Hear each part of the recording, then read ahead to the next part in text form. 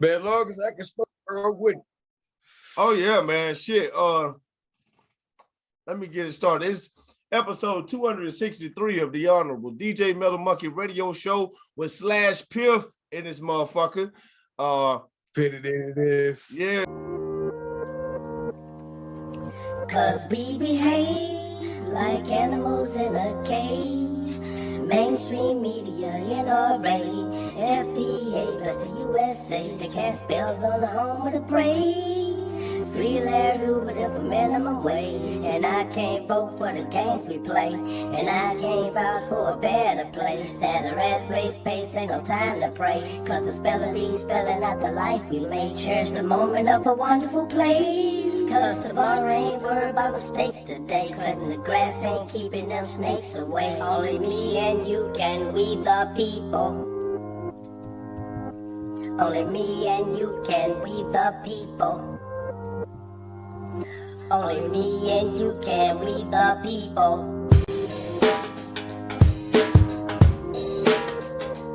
Man, I got a mutual friend, you know what I'm saying? I seen him share like a post, and it was the Big Red cover. So I died. I was like, I got to hear this song. Like I stopped doing what I was doing. I said, I got to hear this song because I seen the cover. Right. And that's how I got. I'm glad it touched you like that, bro. That's how I'm glad it touched you like that, bro. Yeah, I got turned on to your music by that. Like I was like, where this nigga been? Like, cause I've seen you online. I've seen your face. You know what I'm saying? Like you kind of familiar. Appreciate it, man. Bro, like when I seen that cover, I was like, yo, I got it. I gotta hear this.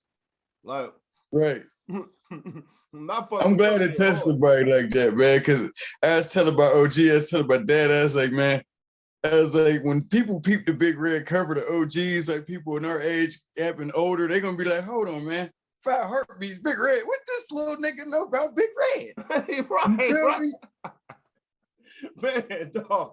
That shit then when you click on the song, the cover matched the song. Like that shit slap. Like when I was like, oh shit, this nigga rap. I appreciate it, man. Yeah, I really appreciate that.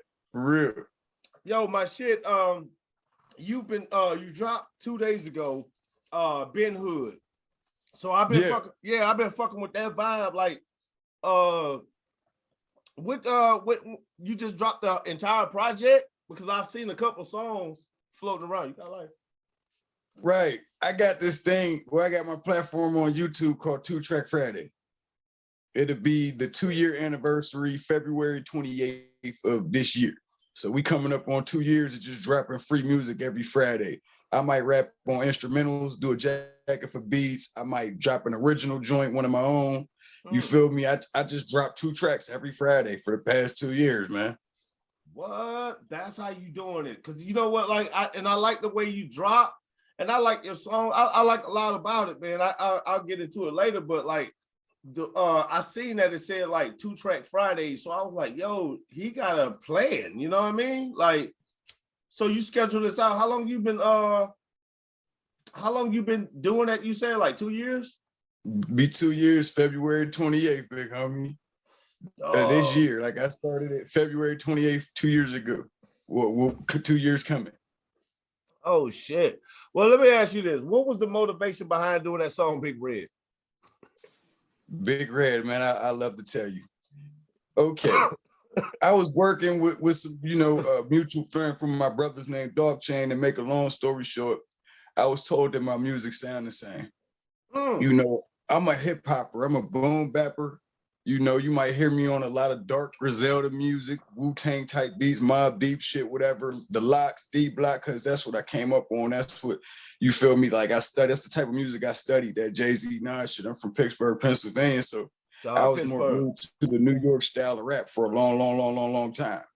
And I guess that, he heard a bunch of those songs and just felt like, damn, bro, just all this shit sound the same. And I'm like, that's kind of impossible because I got a lot of different songs. When I moved to the South expanded my sound. It gave me a bounce. And me being from Pittsburgh, Pennsylvania, I'm not necessarily an East Coast Northerner. I'm a Northerner, but I'm more like a Midwestern nigga per se as well. Right. So I adapt to the South and to the drill sound and you know, that music with more bounce, more them 808s. You feel me? I adapted that more. So to get back to the song, you know what I'm saying? So when I heard that, it ruffled my feathers in a positive way, not in a negative way to where I want to go see about it. Nigga ruffled my feathers like, okay, I'm gonna take this challenge. I'm gonna see if, you know, these niggas know what I'm on. So I'm gonna drop a record. I'm gonna try to find something that's completely different out my sound. You feel me? That my usual sound, the typical Slash Piff formula that they used to getting, which is unpredictable. But, you know, we ain't gonna get in that. That's the whole reason why the song was created, you know. So right. my child's mom woke up one morning. We both getting ready to go to work. And I turned on the Bootsy, the Baby record, period. Are you familiar with that song? Yep. Where Bootsy be like, period. You know what I'm saying? And he got the baby on there wailing out. So I love that record. I turned it on. And my baby mom like, turn that record off. But she's smiling, bouncing her ass. It's like 8 a.m. I'm cheesing her, bro. I'm just looking at her gassed up like, yeah, I need one of these type of beats. Right. So I went to work and I had an hour before. I got there an hour early because she had to get there an hour before me. You know what I'm saying? So I'm there an hour early. I'm just online looking for beats. And God took me to the right producer, this young boy named IDK Reef. You feel me? I want to say he based out of Florida because he does all the up and coming like type beats of all these new rappers like the Spot'em Got'ems, the Pooh Shiesties. You feel me? Like, but that particular beat was the Baby Bootsy type beat. You feel me? So when I found it, it was like God directed me straight to it, and I was like, I think I need this one. So I immediately bought it. I didn't think about it. I bought the beat immediately, and I wrote this song right then and there outside of the job an hour before I had to start work. Wow. You feel me? That's some hard shit. Yeah, you know what else is hard? Being at work for 8 hours, holding on to a song that you can't record until you get home. You know what I'm saying? That's just some real shit. Yeah, and then it's like I couldn't even record the record, big homie. Like right after that, I couldn't even record the song. It took a few days. And let me finish the story, right? Go ahead. So a couple of days later, I want to say maybe 3 days went by. And this day I'm off. But I had no idea they was going to be like the cleaning people was going to be spraying like paint on our building. Oh shit. We had the window open a little bit. So God got me out of bed. When that happened, they sprayed the window. They lit me up a little bit. No. I was a little pissed off, but I was like, you know what? Fuck it, I'm up. I'm about to do this song. And I did the song. Right. And my baby mom's daughter, God bless her, I let her listen to the song. You know, she 15. Well, she just turned 16. I take that back. She just turned 16 years old, but she was 15 at the time. And she's hip with all the latest slang. She know what all the kids is talking about. She listen to all this good shit. So I'm like, I know this beat kind of, you know, this beat probably, you know, make her interested type shit. You know what I'm saying? So I let her listen to the song first. After it was done, I mixed it to the best of my abilities, and I let her listen to it right after it was done. And I looked at her and said, hey, Lay, do you like the song? Just like that. She looked at me with the biggest teeth. You know what I'm saying? Just happy as shit. That's the one. Like, okay. You feel me? I'm like, okay. She like it. And then after that, I just start pushing it to the masses real slowly, just real slowly letting this person hear it. I released the song digitally for streaming around June 4th or June 5th. Oh, that's hard. You know, and I just linked up with E to do the visual. Shout out to E, I shoot. Man, shout out to E, man. Real nigga, you dig? Like he looked out for me on this one, man. Like, straight up. He's straight up saved real. me on this, man. Cause I've been like, I had a different idea for the visual, big homie. But the thing is the visual that I had, I'm not financially ready for it as of yet. So I felt like I had to give this song something. You feel me? Yo. And I'm like, my 2-track Friday 2-year anniversary coming out. So I wanted to get him the visual around that same time. Damn. So, you know, I'm going to hold on to the video for about, you know, until the end of the month of February, but it's going to be worth it. You know what I mean? It's going to be real special. Yeah. But that's technically how the song was born. And the way I came up with the concept of it is I always like Big Red. Let me just put this out there. 5 Heartbeats is one of my favorite movies. Like as a child, I was 5 years old watching this movie on VCR, videotape. You know what I'm saying? That's that shit. Actively. actively. I was in love with JT and them boys. Like JT taught me how to pull a hoe. You feel me? Duck taught me how to write songs on the low. You know what I mean? Like Big Red taught me not how to not sign a 360, nigga. Yeah. You know what I'm saying? Eddie Kane taught me, nigga, when I pop this bean, nigga, you might be a little late to the show, but nigga, you better know, nigga. You feel me? Like I got experiences from all of them. Choir boy, they gonna see another side of you when you lit. You. Hey, what no cookies at? No, not the bud, not the weed, not the gas, not the loud. I'm talking about them real cookies. Hand me one of them Oreos over there.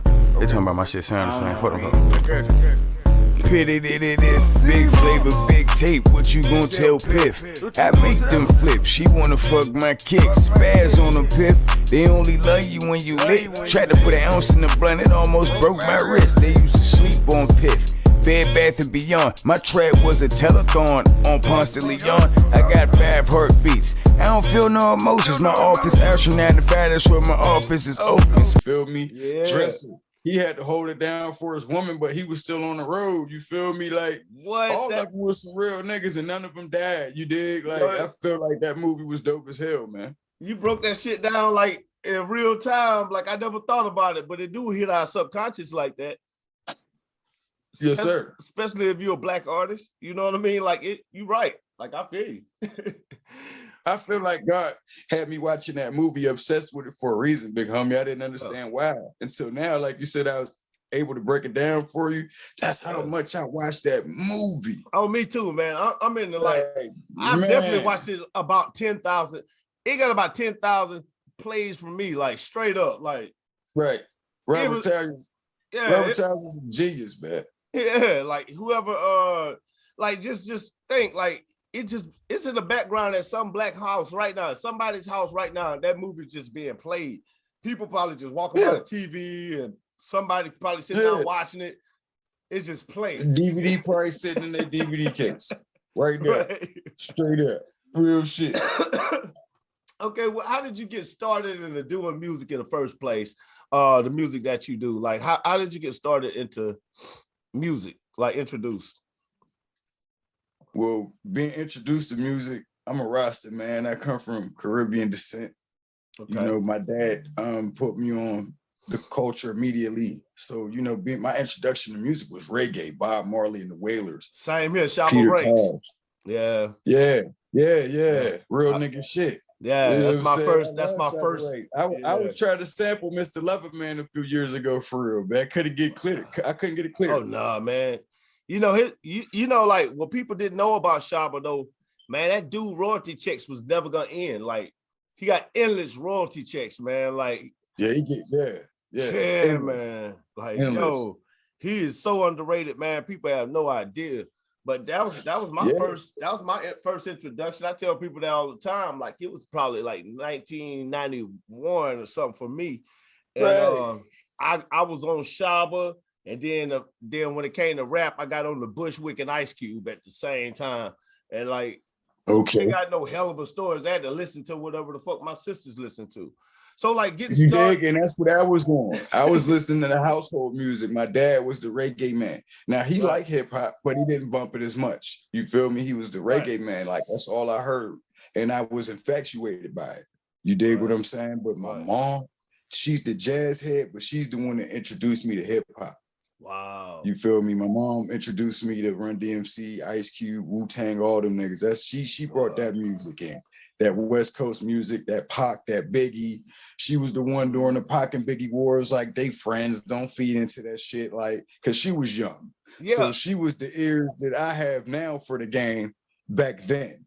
You know what I'm saying? That's and she still hit to the shit. Yeah, that's a blessing. She still knows what the hell be going on, man. What? So I can honestly give my mom more the credit for hipping me with hip hop. Like straight up. That was all her.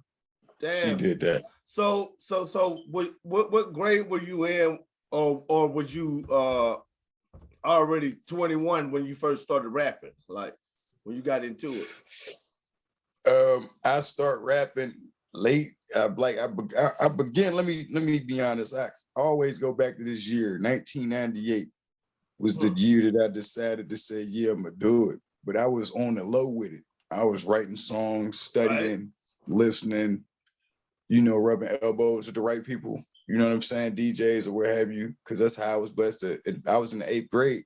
I met this cat named DJ Third Degree. Then he changed his name to DJ Hard Hitter. You feel me? I don't know what he go by now. He was from Jersey, and we was in the 8th grade. And living in Atlanta, Georgia at that time, we in DeKalb County on the east side. We was going to Towers High School.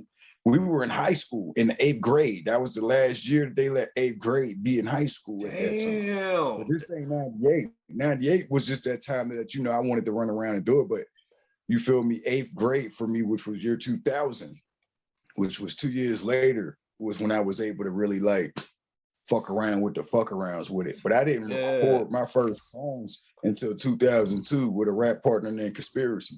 And we known as KD together, you feel me, as a squad, as a collective, we known as KD, Conspiracy and D-Man, which was my old rap name before I became Slash Piff.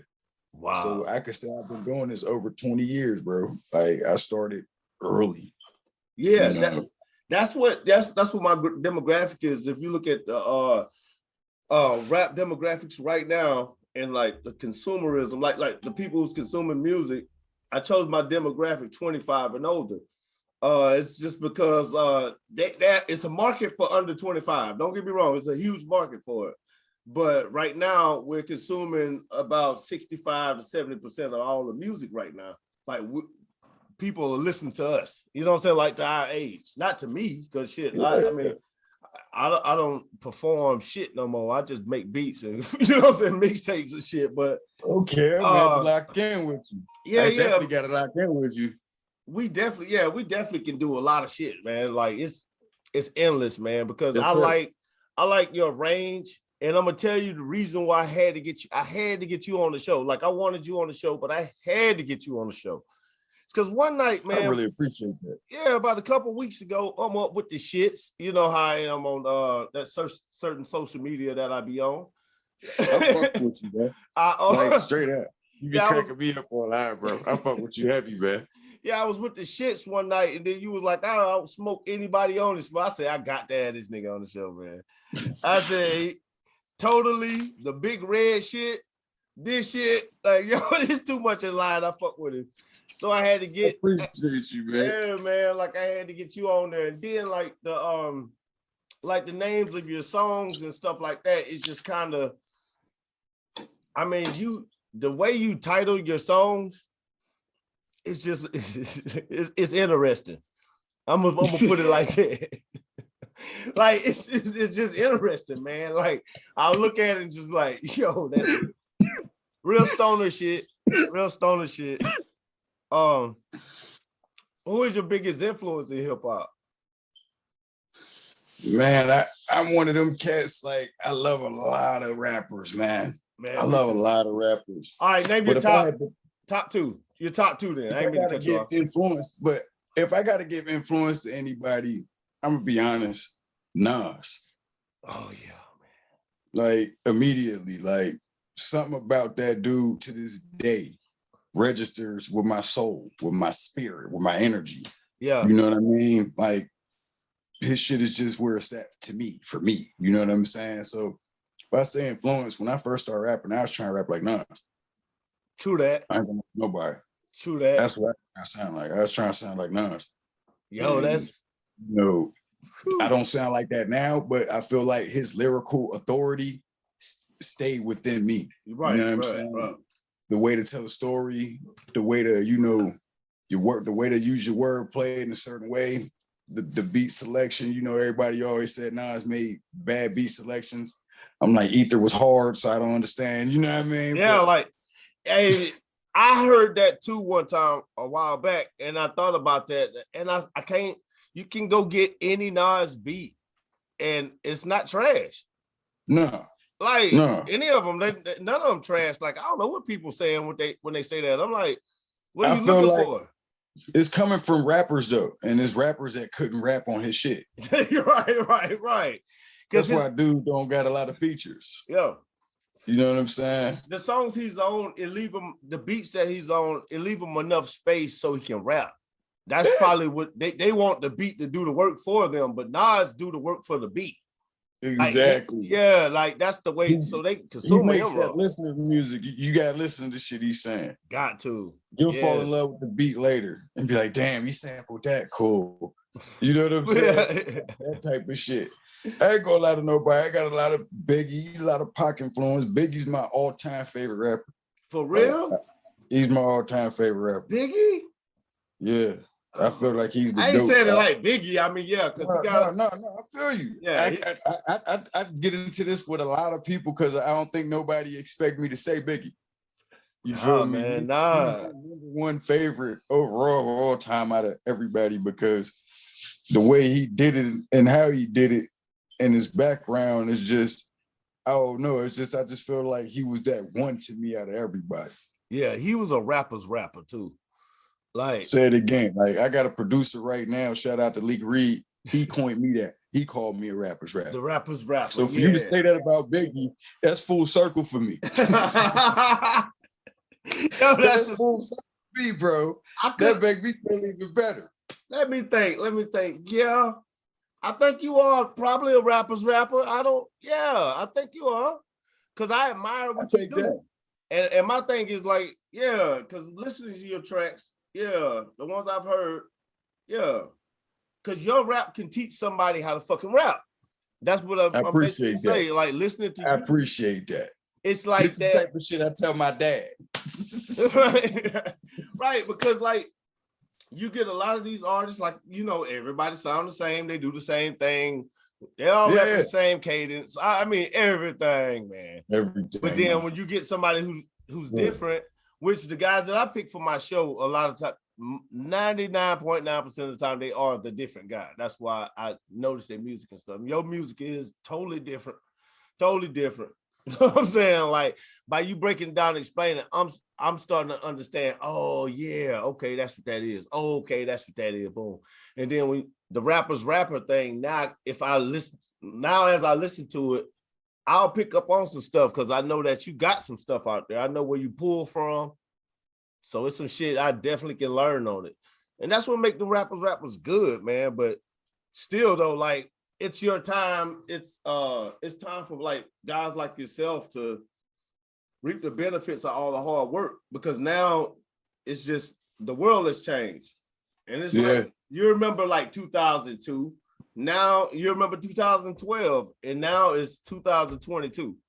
And we're in a different format. Like the shit that people used to pull, they can't pull no more. Now everybody on the level playing field. It's like, oh shit. A lot of people that start rapping when I started rapping don't rap no more. Yeah. Especially, That's survival. I maintained through a lot of different genres. And you the funk genre, you know, the rock star genre, you know, the futuristic genre. Remember that? You know what I'm saying? The JT Money, the young LA days. Like, I made it through a lot of these genres. God allowed me to be around a lot of these people and blessed to meet a lot of these people, you know, long live Mike Myers, you know what I'm saying? Like, who helped influence that genre out here in Atlanta, you know what I'm saying? Like, shit, I was able to survive a lot of that shit. And I feel like it taught me different ways to rap besides being the you know, rapping the way that I already thought I rap. Yeah. You feel me? I'll hop on a Little Baby type beat and flip it. It might not sound like Little Baby, but I'm not scared to rap on them type of beats. Yeah. You feel what I'm saying? I'll rap on anything. I'm selective. I got my choices. Yeah. I'll rap on whatever I feel like I can handle. Like, oh yeah, I rap on anything, but it's about the feeling, like what you really going, because you might rap on whatever, and it all depends on how it sounds. Yeah. You don't want to do like whatever, it's gonna come out whatever. But if you get one of them beats that you like, oh, I feel that, you might be on some Fred Sanford. Okay, Elizabeth, I'm coming to join you. That shit might be in your soul. Like, I need that beat. You know what I'm saying? Producers be looking at me like, damn, where you been? We don't meet people like you. Like, for real, dog, I need that beat. Like, you don't understand. Like, it's not about a hit record. I got to put what I have in here on it. It's about my soul. It's about the energy. You know what I'm saying? Yeah. That's how I go about my music, man. What's the difference in dropping when you first dropped your first published project to like dropping something today, like as in 2 days ago, 2 weeks ago? The difference is I'm controlling my narrative now. Right. You know what I'm saying? Like God allowed me to work with a lot of people to the point where I might have did business here, had a 4 or 5 album deal with this company, shout out to Rags and Riches, and put out some music. Then I might have got me a distro kid, started with my label, and then we put out music there, you know what I'm saying? So it's like after a while, putting out the music digitally with all the streaming shit, you're not in control of that. You feel me? Those people that's doing it is in control of that. You know what I'm saying? Yeah. So they telling you when you can drop, they telling you how your features, how you supposed to put the names in for your features, and that might not be a good spelling. They telling you that artwork might not be good, you know, this, that, and the third. They come up with 1,000,001 reasons. After like maybe 3 years of just going crazy digitally, now they got 1,000,001 reasons why you gotta abide by their rules. And a lot of people was cool with it, like, oh yeah, that digital shit, you should stream your shit out, your shit on this shit, that shit. My music is everywhere known to man. Right. Like I'm not bragging, I'm telling the truth. That's what I'm talking about. Mixtapes, Pandora, you name it. Oh wow, that's mixtape junkie. You know what I'm saying? I come from the underground. I'm still there. I'm not gonna be here forever. But the point is I represent it. I stand on it to the full, because when you underground and you feel like you is good enough, I have to fight my own demons. It's a half of me that be like, nigga, you supposed to be on, you supposed to be major. And it's a half of me like, nah, nigga, I stand on these 22 years we just did. Good point, man. You know like we could have gave shit away. Yeah, you know what I'm saying? And that's to the point that I'm getting to with the digital streaming shit. Like I gave music away already. So I'm like, now let me give out music for free until I'm able to feel like I'm in the right space to deliver another album for digital streaming platforms, because it's like that shit costs a lot of money, man. And you not getting back what you paying for them damn albums unless you Drake, unless you Lil Baby, and God bless them brothers. I'm not a hater. I just know they got huge fan bases. Yeah. So they can move that way on them digital platforms. Like Nas just dropped out the blue a beautiful album called Magic on Christmas Eve. Yeah. Nobody's seen that coming, but he's Nas, so he's gonna get them listens. Yep. You feel me? I got technically 484 subscribers on YouTube. I don't really pay no attention to the Spotify ones. I don't pay attention to the Pandora ones. I don't pay attention to any of them. I pay attention to the immediate ones that I know when I talk, they talk back. Right. You know what I'm saying? Like you on Facebook, I talk, you talk back. You know what I'm saying? Yep. A lot of people don't do that. A lot of people don't want to talk to people. You know what I'm saying? A lot of people don't want to reach out to people. A lot of people don't want to get in them DMs. You know what I'm saying? Try to link up and try to do business and shit. You know what I'm saying? So it's like, it puts you into that place to where you want to stay to yourself with it. You know what I'm saying? Like back then I felt like I needed to drop my first album, Damn Near Rich, Almost Famous. I needed to drop that. I needed to drop it. And then when I dropped it, me and my big homie, Joey Bars, he produced the entire thing under his company, Forever I'm On My Grind Productions. All them beats he produced. I wrote every song. There's one skit on there. So it's 9 songs in a skit, 10 tracks and all. I went the old school Nas Illmatic way about it, man. And it's a beautiful album. It's on YouTube right now. It's on all the platforms. People can go stream it and listen to it. It's called Damn Near Rich, Almost Famous. It's probably some of the dopest dope I ever smoked at that time. Yeah. But it's the slow burner because it's ahead of its time.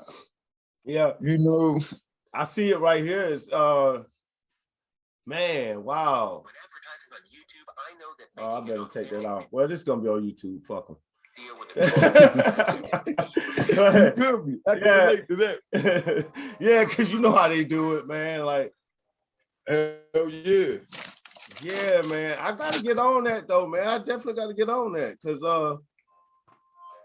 dang, just looking around. I don't know. I'm gonna get on that. I'll be on that tonight. You know what I'm saying? I sure be on it. I appreciate it, man. I mean, that's that soulful music. Now, the second album, you're gonna hear Pressure in a Drought. You're gonna be like, okay, this is not Damn Near Rich, Almost Famous. Yeah, you know what I'm saying? You got Pressure in the Drought, you got Progress, independent, but major.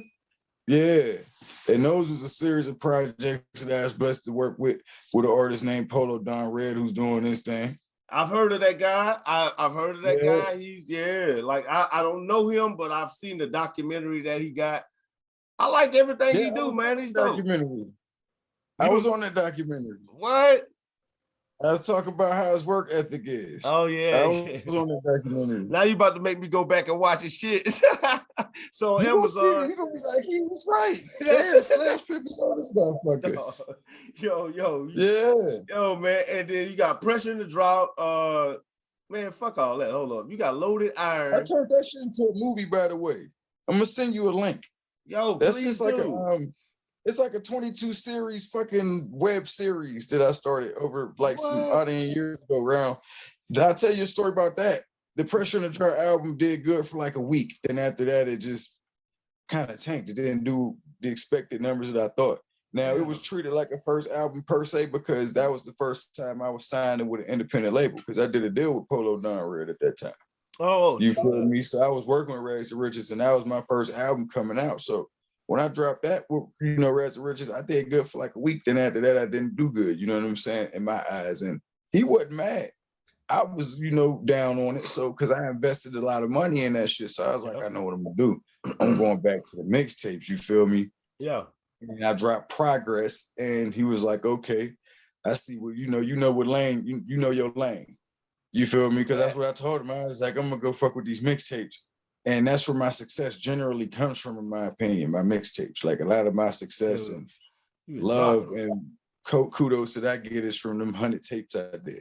Yeah, you got Do Wrong, Heron.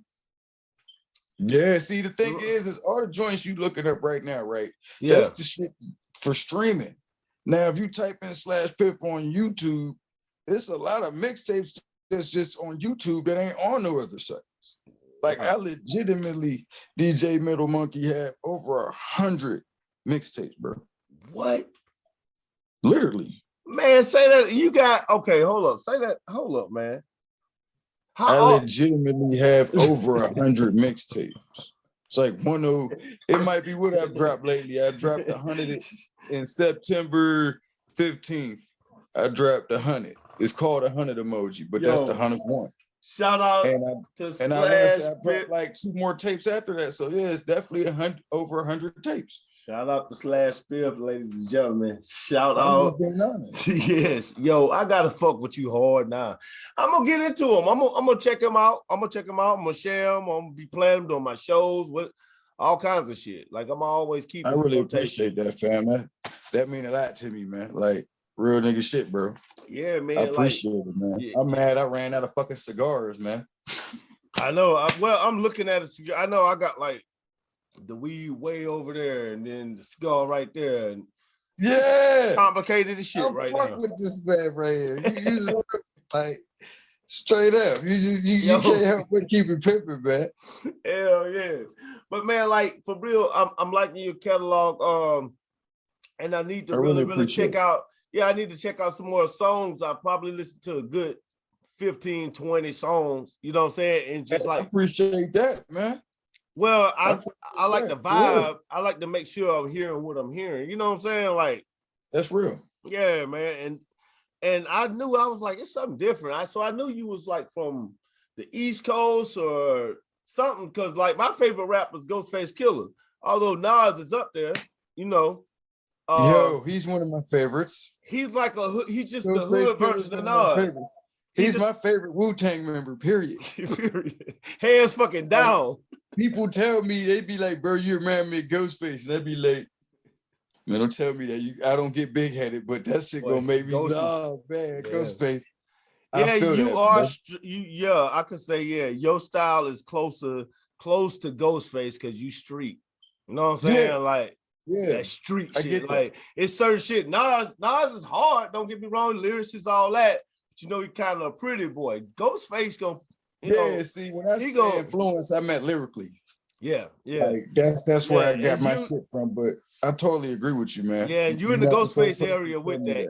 Yeah, because Ghostface some ill shit. Like, he say the shit that you gonna actually see at the Martyrs. You know what I'm saying? Yeah, we cry on track. We cry on records. Yeah. That's what we do. We cry on records, man. Straight up. Yeah, man. Like, so did you see my top 10? Your top 10, remember I was fucking with you on. Yeah, man. Do you think Scarface should be in the top 10? I think Scarface should be #1 for real, man. For real. Damn.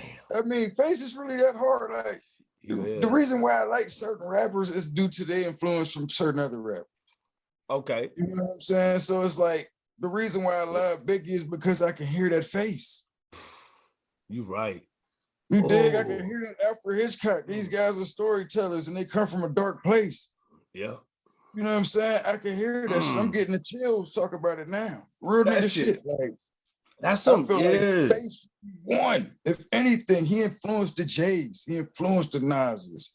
Have great records with these guys. Baby, fall in love, but I ain't got the time. Knowing every other female, whoever looking my ass. Short idol in my touch, you better watch where you serve. Quarantine money, we at home with the word. Give us a birth, say what? Carry who? On the two. Over 100, that is right. Put your hand at me, keep these things.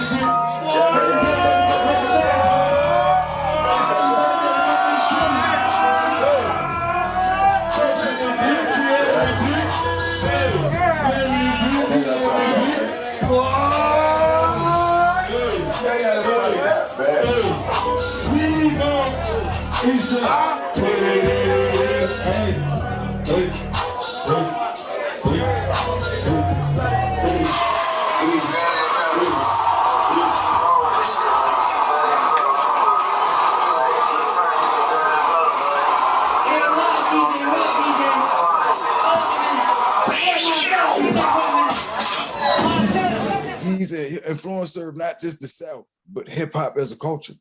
Yeah. Brad Jordan's that one, man. Like people sleep on Brad. To this day, I vouch for being independent, but if I could do a deal, I go to Rap a Lot just because he did. Oh yeah. I get that. I get that. I do a deal with Jay Prince just because Face did. Yeah, I get that. Yeah, Rap a Lot don't get enough credit, like because back then, Rap a Lot they just put out all the talent back then. And they don't get the credit like Def Jam because they are a version of Def Jam almost. You know what I'm saying? Yeah. And I'm a part of the South, so I totally can relate to that. Yeah. You know what I'm saying? Like, and straight up. I asked about the Scarface thing because nobody ever mentioned I wanted to put him in my top 10, but the thing about it, out of respect, I had Tupac in my top 10. And I remember when both of them niggas was living, and to be honest, Scarface was a better rapper. Tupac was a better overall talent, but at the same time, Scarface was that voice that Tupac was, like he was like a little behind Face. Like Tupac had passion, baby. Yeah. That's what made him great, in my opinion. But he was like passion. Face little brother type shit. It wasn't like he was like on no big brother to Face type shit. Face was the big dog. Yeah. So Face was the big dog. Yeah, so like I couldn't put him. It was either throw Scarface right there and piss a lot of Tupac fans off, or just leave Scarface out of respect. But shit, you might need to redo it though, and put Face in it for real. I mean, just think about it. I mean, it ain't even out of respect with people. It's like it's about what you like. I left Big Pun out for that same exact reason, like. See, let me explain some of my end with these top 10s and top 25s and shit like that. You can't do shit like that. Let me explain my shit, right? Yeah. You got your top 10 passed away rappers. I don't like to say dead too much. So you got the top 10 rappers that's gone, and you got the top 10 rappers that's breathing. Then you got your top 10 old school golden era rappers. It's like I can't mesh all these people up because it's like I don't feel comfortable putting Tupac before Rakim. Exactly. That's why Rakim was on my list. Like, dude, come on. We would be rapping still like back in the days if it wasn't for Rakim. Rakim made everybody switch that shit up. Like, yo, if you're gonna do this, do this shit, bro. Yeah, if you're gonna do this, we're gonna do this. Yeah. You're 100% right. Rakim wasn't cussing or none of that shit. He was like, he still don't cuss, bro. He still don't cuss to this day. Yeah, man. I'm serious. Like, for real. It's like, how could I put Ice Cube before Big Daddy Kane? And I love Cube. But Cube a legend. But how? But I can't put him before Big Daddy Kane. Big Daddy Kane made Raw. Yeah. Big Daddy Kane dancing will still shank you. He make ain't no half stepping. He got a box fade, cuts in his eyebrows, and he's still a G. You know what I'm saying? Like, right. I can't do that. You feel me? So it's like the top 10s for me be different. I got to do a golden era top 10. I got to do a dead and gone top 10. Y'all forgive me. And I got to do, you know, the best rappers alive top 10 type shit in order to have understanding. I can't really mesh them because, like you said, out of respect. So it's like a lot of people look at your shit like, well, it don't make sense. But it's mine. It makes sense to me. You know what I'm saying? But we got to realize when we putting these shits out here, we putting them out here to be argued and debated. Yeah, that's why we put it out. Exactly. That's why I was about to say, like, you know, I could just say, yeah, I'm going to put that. But like, I didn't put him in point. I just thought about it on a, you know what I'm saying? Okay, this could be sort of logical and sort of agreeable type thing. So I kind of was thinking of others when I was making this list too. I threw Cool G Rap on there. At like I forgot what number he was, but I threw Cool G Rap on there because like a lot of people, if it weren't for Cool G Rap, like a lot of this hip hop we wouldn't have heard. Yeah, like real shit. You know, and then I'm gonna do different lists like lyricists and like lyricists and you know break it down entertainer. That's I got a bunch of different lists because lyricist wise. It's a different category. You got guys like Razkaz who talked about the creation of the world on the track.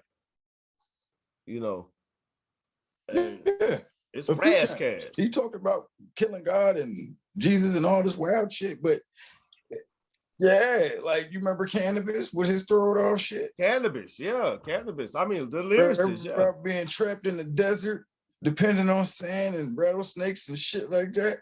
Hey. MF Doom, you know.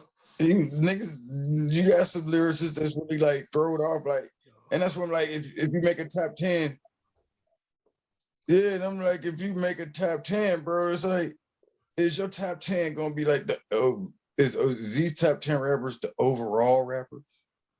Like, do they check like what Where's the Fat Nine said? Do they check all the boxes? Right. Or is this top 10 for lyrical ability? Is this top 10 for swag? Is this top 10 for storytelling? Is this top 10 for best cadence? Best, you know what I'm saying, storytelling, how a person, you know, tell their story. Like, what is these top 10s really about? Because it's like, you know, you can't really put Lil Baby in the top 10 with Nas. No. It don't make sense. It's not disrespect to either artist, but it just don't make sense. It's different categories. You can't put Kodak Black in the category with motherfucking Jay-Z. You just can't do it. But they trying to, and that's kind of awkward. And I'm happy we're having this conversation so we can make sure shit switch. Cause I feel you. I feel you. Real nigga shit. That's what they doing, bro. Like when we had the 3-6 and Bone verses, bro. Like that's gangster shit right there. You know what I'm saying? So it's like, okay, yeah, you know what I mean? We got shit that mesh. That made sense. You know what I'm saying? Yeah. These guys come from the same era and all that good shit. This shit makes sense. You know what I'm saying? You can't put the Baby, not even just Lil Baby, you can't put the Baby in an argument with Lil Wayne about being the best rapper alive. Dude, you can't. You can't do that shit. They two different, Lil Wayne loves this shit. He ain't do this shit for money. He did this shit because he loved this shit. He from that cloth he from, you know what I'm saying? Like them years, those rappers came through. And it showed. Yeah, and if people, like one thing about it is, if you rapping right now in 2022, man, the beautiful thing is everything reset. So whatever you did like in the past or whatever, I don't care if you went 3 times platinum. Today it don't really matter. Like you might get on TikTok tomorrow and be that shit today. You know what I'm saying? Like that shit different. Your shit definitely real shit. Yeah, like if you bought your business, your shit definitely can get streamed on anywhere. Video games, TikTok, fucking Instagram. TikTok, man. Yeah, like so it's like the playing field are opened up. Now it's a lot of holes that you can fall in, landmines you can fall into. Like everybody signing the deal sometimes, or like, you know, just like not having your business together. But it's a lot of opportunity if you got the time. And that's what a lot of people don't understand. Like, it's not really about the money. It's about the time. Do you got the time to invest and the money? You know what I'm saying? To invest, because it's like college. If we went to college for this shit, then like, well, I did, but still, I'm just saying, if I was going to college for 4 years, you know what I'm saying? Then I'm going to be paying money. You know what I'm saying? About the same amount of money as putting it on my career. You know what I'm saying? Like, and if I'm putting in about that much money, just say like college, you spend it, say 30,000. Fuck it, just 30,000. You put 30,000 in your career, I guarantee you're gonna take the fuck off. And it might take 4 years, it might take 6 years. You know what I'm saying? It might take 10 years. Doctors still going to fucking doctors, lawyers, people still have to continue their education. So like, same with hip hop. But I think the vets right now are winning for a reason, because we sort of went through, we knew what it used to be, and we know what it can be. A lot of these kids don't know nothing but streams. That's all they know is streams. Yeah, like you said, time and money, man. Like the 2-Track Friday shit for me, bro, came of just doing it for fun. Yeah. I didn't see me get no record deal no more. I didn't, you know, I thought that shit was just like, oh, that shit's over. I'm in my 30s, bro. I'm gonna talk my shit the way I talk it. I'm gonna have this certain type of people probably fucking with it. So it's like, I was really just doing some shit like, you know what? Let me do what I want to do this time. Yeah. You know what I'm saying? I'm And saying that's how this shit really started. Yeah, Westside Gunn them. Man, you can't name nobody that's, you can't really name nobody under 20. I'm telling you, my demographic is over 25. I love Westside Gunn in that. Because my niggas. Yeah, because like if you look at anybody under 25 right now, man, like it ain't many of them motherfuckers making no noise in the music business. No, real shit. Like my demographic is a blessing. It's motherfuckers in their 30s in there. And they thought, yeah, it's my age bracket it up. Yeah, that's who. So that's a blessing for real, because that's who I really make it for. Like my music evolves. I'm 34. I'm grown. You know what I'm saying? So I can only rap the way I've evolved. You know what I'm saying? To where I've came. You know what I mean? I can't rap like I'm 19. And when I was rapping like I was 19, I was trying to rap like Jadakiss. So you know what I'm saying? That was still not, you know, the same type of aspect. You feel me? I was still trying to go hard. So, you know. I think that's the thing I do like, because the songs I heard, they could have been like from like different years or whatever, but I heard like the differences in different times. Like your songs sound different during different times. Like I might listen, because I'll listen to random songs. So I'm quite sure by you having all the mixtapes, YouTube just gave me different projects or whatever like that. Because you got a lot of projects right here. I can't even keep on naming them. But yeah, I appreciate you. But it's different times. So like, yeah, fucking workaholic. Going through the eras and stuff like that, do you feel like you still got to appeal to the younger people, or how do you feel about music? Like what are you targeting? What's your demographic pretty much these days? Man, my target is primarily like the I come from the D Block days, the Dipset days. So them the niggas, you know, I wanted to rap like, you know, East Coast lyricism. That shit, that East Coast lyricism was my forte. 50 Cent, Lloyd Banks, Busta Rhymes, you know, all of that. The Locks, D Block, Dipset, you know what I'm saying? Wu-Tang, Mobb Deep, Stack Bundles, Long Live, like, oh shit. Okay. Being able to ram like them niggas. That was my dream, man. Wordplay, real showmanship shit. Like yeah. So to be able to even to scratch the surface of that now at this age, it mean a lot to me. So I don't expect young people to like my shit. Right. When young people do like it, I be shocked. Like I got this one cat, he 21, he coming to me at the job like, yo, I heard that one joint you did. I fuck with it. But he works 6 days a week. And on a song, I'm like, I work 6 days a week, no sleep. I take naps. Lord eighth, I'm right back to the streets. What? He don't even smoke weed. But he knows the feeling of working 6 days a week, taking naps, not barely getting any sleep, and jumping right back to it. And he was like, I heard that shit, I felt it. You know what I'm Yeah, saying? he He was felt like, that shit, man. Yeah, he felt that shit. He worked 6 days. He go to work 6 days a week. You know what I'm saying? Who the fuck put that in songs? Yo, Who's rapping about that? Right. You know what I'm saying? I'm like, I gotta rap about I gotta rap about me the way I am. So it's like Biggie said it is like, bro, if I worked at McDonald's, my shit would be rapping. I'd be rapping about Big Macs and hot dry fries. He's like, but I didn't. I sold dope. So I'm gonna rap about selling dope. Well, it just so happened I did both. So I'm a rap about both. Yo, so so have you so you've actually that's dope. Yeah, you know the baddest motherfucker out there, like I ain't gonna lie, it's several people. I did too. I worked at a restaurant and sold dope same time. That's a hell of an experience because you the fucking man when you be able to do it. Yeah. But you the fucking man. Everybody ready to see you come to work. You know what I'm saying? That's like my life, bro.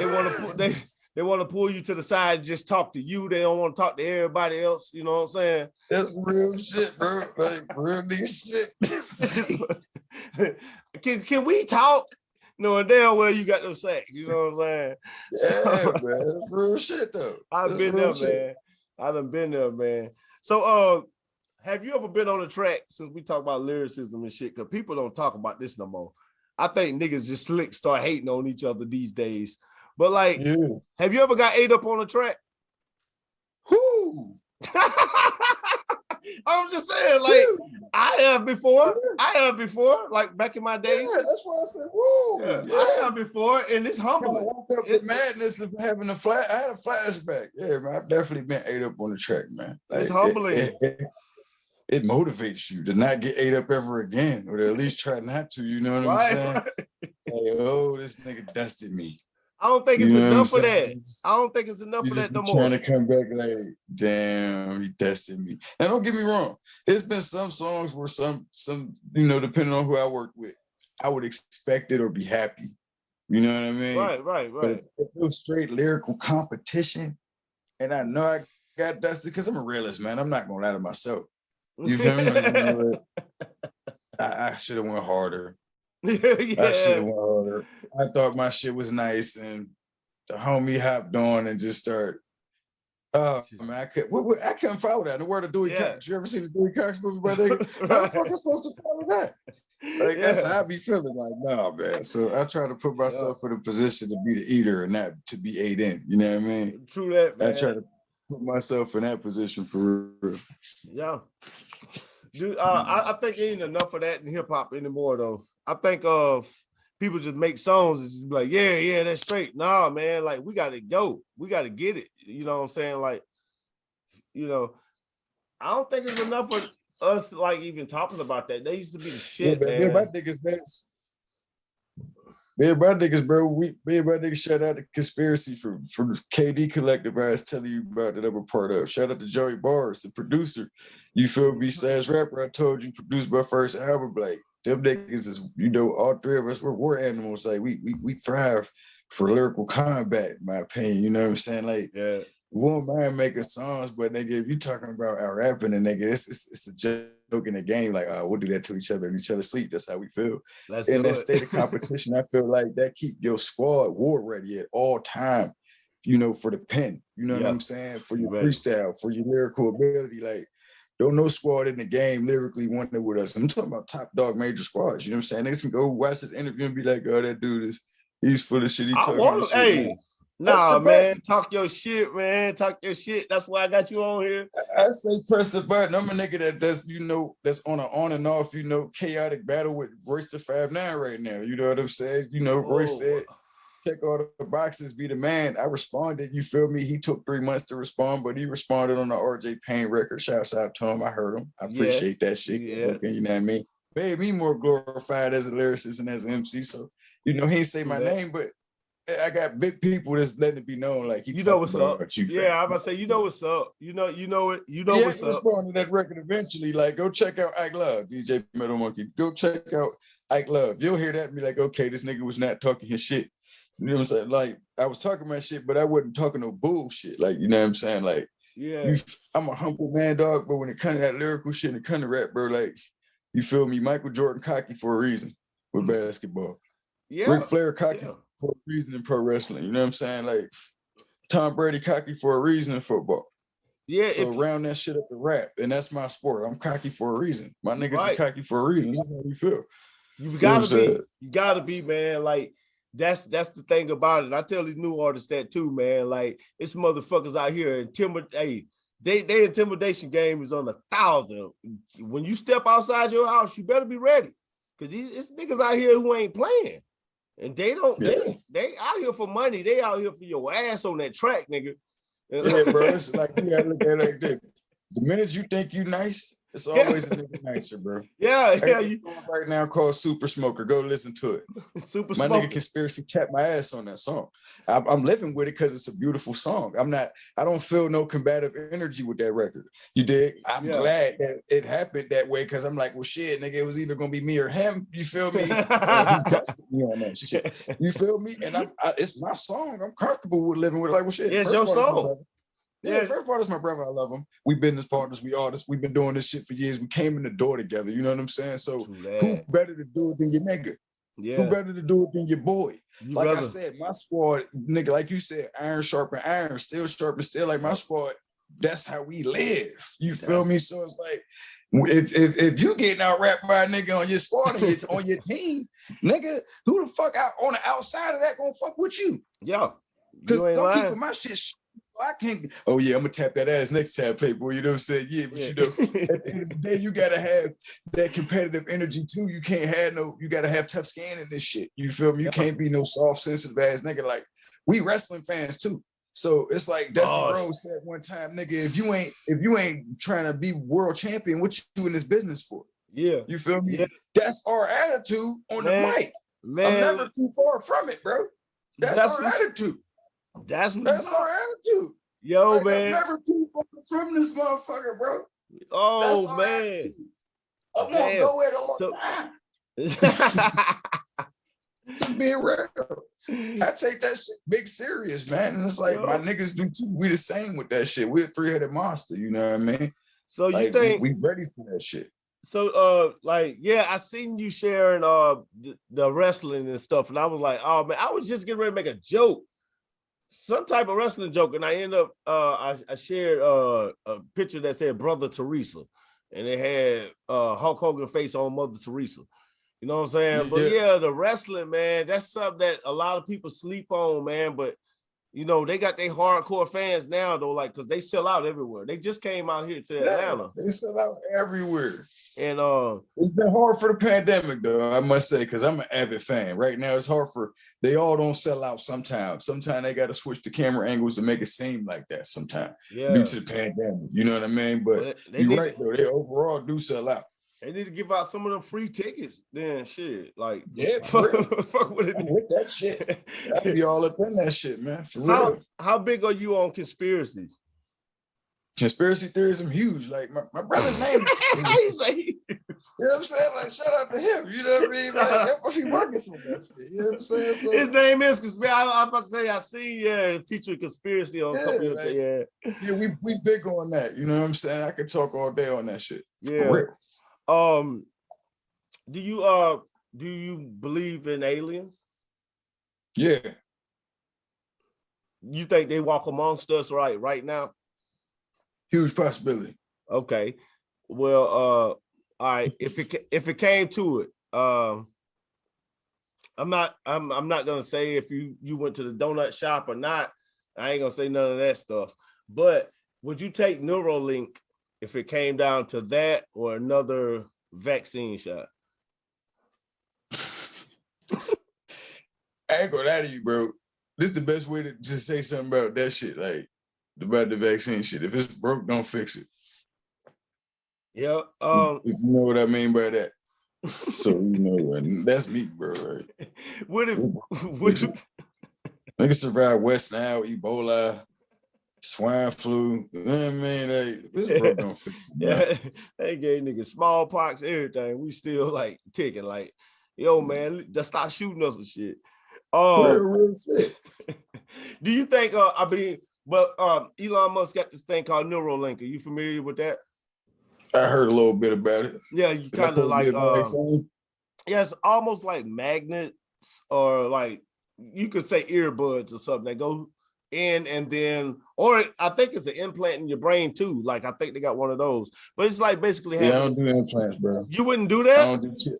don't do chips in the veins. I don't do implants. What if it was free? Man. What if it was free? I'm a Rasta man, bro. Giant designed me to, do that shit, bro. I don't even eat pork, fam. I'm not even supposed to eat beef, my nigga, but I'm a burger addict. Yeah. So, that's my ration. You feel me? But that, I don't even eat pork, bro. I'm real hard on that. Okay, another scenario. What if being honest, man. I'm just a different breed of nigga, bro. So you wouldn't take Neuralink to have the internet like instantly in your body. You could just download, things by swiping your hand. Hey yo, big homie, Jay birthed me with that shit. You know what I mean? The creator didn't birth. I didn't come out my mom. What if Joe Biden? With that talent? What if Joe Biden and Kamala Harris? Out here, bro. What if Joe Biden say, "Hey, it's the right thing to do"? For black people. Vote for them. So their opinion is a sandwich to me. It all depends on my appetite. Oh, you know what I'm saying? Like, I ain't even vote for them, man. Like, different breed of nigga. I think Trump need to be back in office now. It was controlled chaos. Yo, it was controlled chaos when he was in there. We don't know what the fuck going on right now. Our president is like on his last limb. That nigga look half dead last time I seen him. Man, look, man, this shit is crazy, man. I don't know how the fuck I don't know why they voted for that dude, man.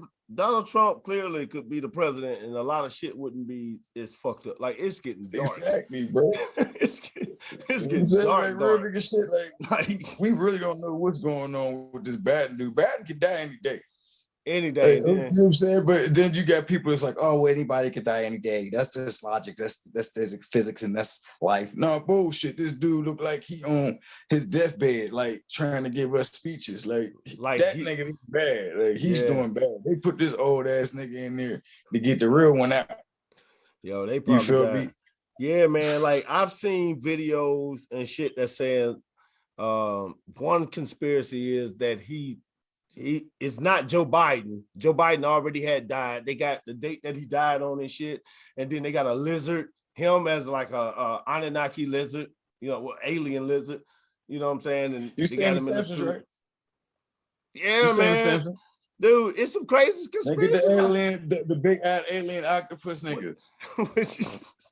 The Simpsons, you ain't never thought about it. The Simpsons predicted everything. Yeah, they do, man. Right? They do. Well, think of the Simpsons. They ran by fire. This shit ain't far-fetched, bro. Like right now, planet Earth, life itself, this illusion that we in is a movie now. It has come past. It came to pass to be the shit that we love to go watch, my nigga. Yeah. That's my opinion. We are characters in our own films and everybody else's films. If you my cousin, I'm a character in your movie.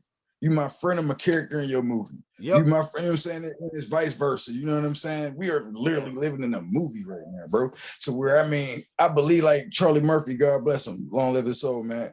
He said in a stand-up one time called I Will Not Apologize. Go check it out if ain't nobody seen that shit. That nigga said, whatever the fuck you possibly think is going on planet Earth, it's either going on, about to happen, or ain't happened yet, but it will happen. You feel me? We are at capacity on planet Earth, bro. We're at capacity. Yeah, all of these minds, all of this consciousness. The human population, bro, we're at capacity. So whatever the fuck you possibly think can happen is going on some fucking where. So it's too many of us for it not to happen. So have you ever heard of the Georgia Guidestones? The Georgia Guidestones. Guidestones. They're like stones by it was paid for by some mysterious guy, and it's somewhere in Georgia, and it's every language, it's like all of the current languages put together, and it's saying we need to bring the population down to 2 million people. Yeah, it's in Georgia. Like, check out the Georgia Guidestones. Like, if you ever get a chance to, just do a search. I got you. That's deep, man. Yeah, man. It's right here in Georgia. Like, you can literally go take a trip and go see it. I'm in Atlanta, so it's probably maybe an hour away from here, something like that. So I know it's not far. So Yeah, I can feel man. you on that. How is Stone Mountain? You know, a lot of talent come from out there. Hey, it's Grammy out here, baby. This the dark side. This the Childish streets. Gambino come from out there. Like it's fucked up over here, man. This the dark side, bro. Like, you know what I mean? Like adults, men, we go to work and go home. Don't hang out. Yeah. You know, and then Lord forgive me, I come from it. I was running these streets so many years ago, 20 years ago, you know, out here doing my dirt. So, you know, being able to see it at this age now is like, I can't be too much ashamed of it because I be thinking to myself, like, well, shit, you know, you part of the reason why a lot of this shit is like this. You know what I'm saying? Yeah, it's taking a stride. I But think, you gotta stay mindful, you know. It's hot, Yeah. like put it this way: most niggas on the east side, when you bring up Stone Mountain or where I stay at, they be like, "Nigga, you in hot ass such and such, hot ass Central Drive." Yeah, it's what it is, bro. It never toned down. Like if anything, it got more lit. yeah, I You was know about to what I'm say saying? that's how These they niggas been outside. that's how it's kind of like that's how it is. It's like you like even the street life, like you could get out of it, but you know it's still gonna be a street life because it's in a system. It's within a system that which is not confined to being black or white or none It's of just that. poor or rich, bro. It's just like that system requires some people in it. It don't matter. Yeah, you got rich and you got poor. Ain't no middle class, bro. Right. And that system just requires some people. It don't matter who the fuck it is. Long as some people do in the streets doing that shit, because they supplying the drugs, they supplying all this shit, they supplying everything. Hey, man, we're not getting this shit by coincidence. Yeah. You feel me? Back in the day, man, like in the Bronx, you know, Grandmaster Cass said, nigga, they dropped a fucking pack, you know, of dust in the Bronx in the 70s. You know what I'm saying? He's like, nigga, you'd be smoking dust too. Yeah. They just dropped it in the neighborhood. You just dropped a pack. So one man The went. government did this though. Yeah. One man went did it, and one man went started selling it. Yeah. You The know what I'm creation saying? of the fuck shit. Yeah. And I watched this show, this throwback on Joe Biden before the election and all of that shit. And I seen where in the 90s he was talking about that. It's the same day Hillary said the super predator thing, because Joe Biden was like, I don't care what started it or what happened. We need to end it. You know what I mean? Like he was basically saying that. And it was like, damn, dude, y'all gonna just drop drugs and then say, you know, and she started calling them super predators. I also call myself a super predator because I know I am. I'm immune to any bullshit they got to come my way. I'm immune to it. I'm good. Y'all made me stronger. We made real shit. Yeah, it's billionaires. Dr. Dre them wouldn't exist without crack. You know what I'm saying? Come on, bro. Come on, man. Yeah. Rick Ross, you know, all these niggas, well, he ain't no billionaire, but I'm just saying these rich niggas wouldn't exist without some sort of drug funding use. You know what I mean? Like they all come from it. Rap-A-Lot, Murder Inc., Terror Squad. They all got drug history past. Reasonable Doubt came from bricks, man. Yeah, like real shit. Like Jay-Z's Rockefeller Records came from bricks. It came from cocaine, man. You know what I'm saying? That shit came from the streets. Yeah. You feel me? Like, you know, that's what niggas was dealing with to get in the rap game. Like they tell you, like, I know you seen the About It movie, right? Yo, that's my shit. You know I'm from New Orleans, yeah. Boy, see, that shit makes all the sense in the world. Cause I ain't gonna lie, I did not know you was from New Orleans. Yeah, but it man. makes all the sense in the world now, bro. Like, hell yeah. So you remember the scene where P go see the fat man? Yeah. And the fat man be like, bro, fuck this drug shit, man. I'm about to get into this music shit. And remember, P was like, what you mean, bro? He fat man was like, nigga, I'm about to, you know, get some rappers. You're right. Right. You know what I'm saying?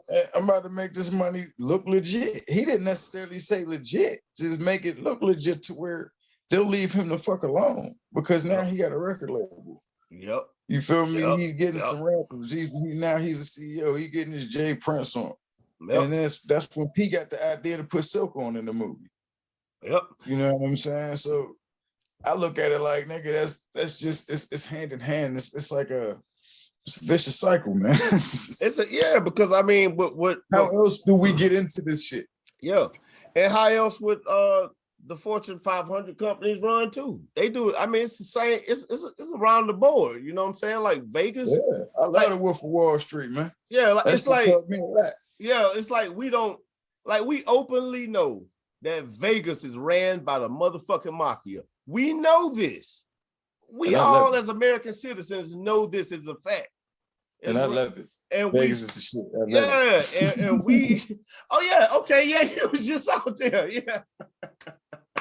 I seen the pics. I was like, yo, this dude is crazy. That's why when you said I smoke you on the tail, I said he probably can hang. He definitely can hang. Bro, I hate to brag, man, but you know what I'm saying? I got all sorts of these around the house. Like you see these boxes, whole boxes. Now they empty, don't get me wrong, but this is the past.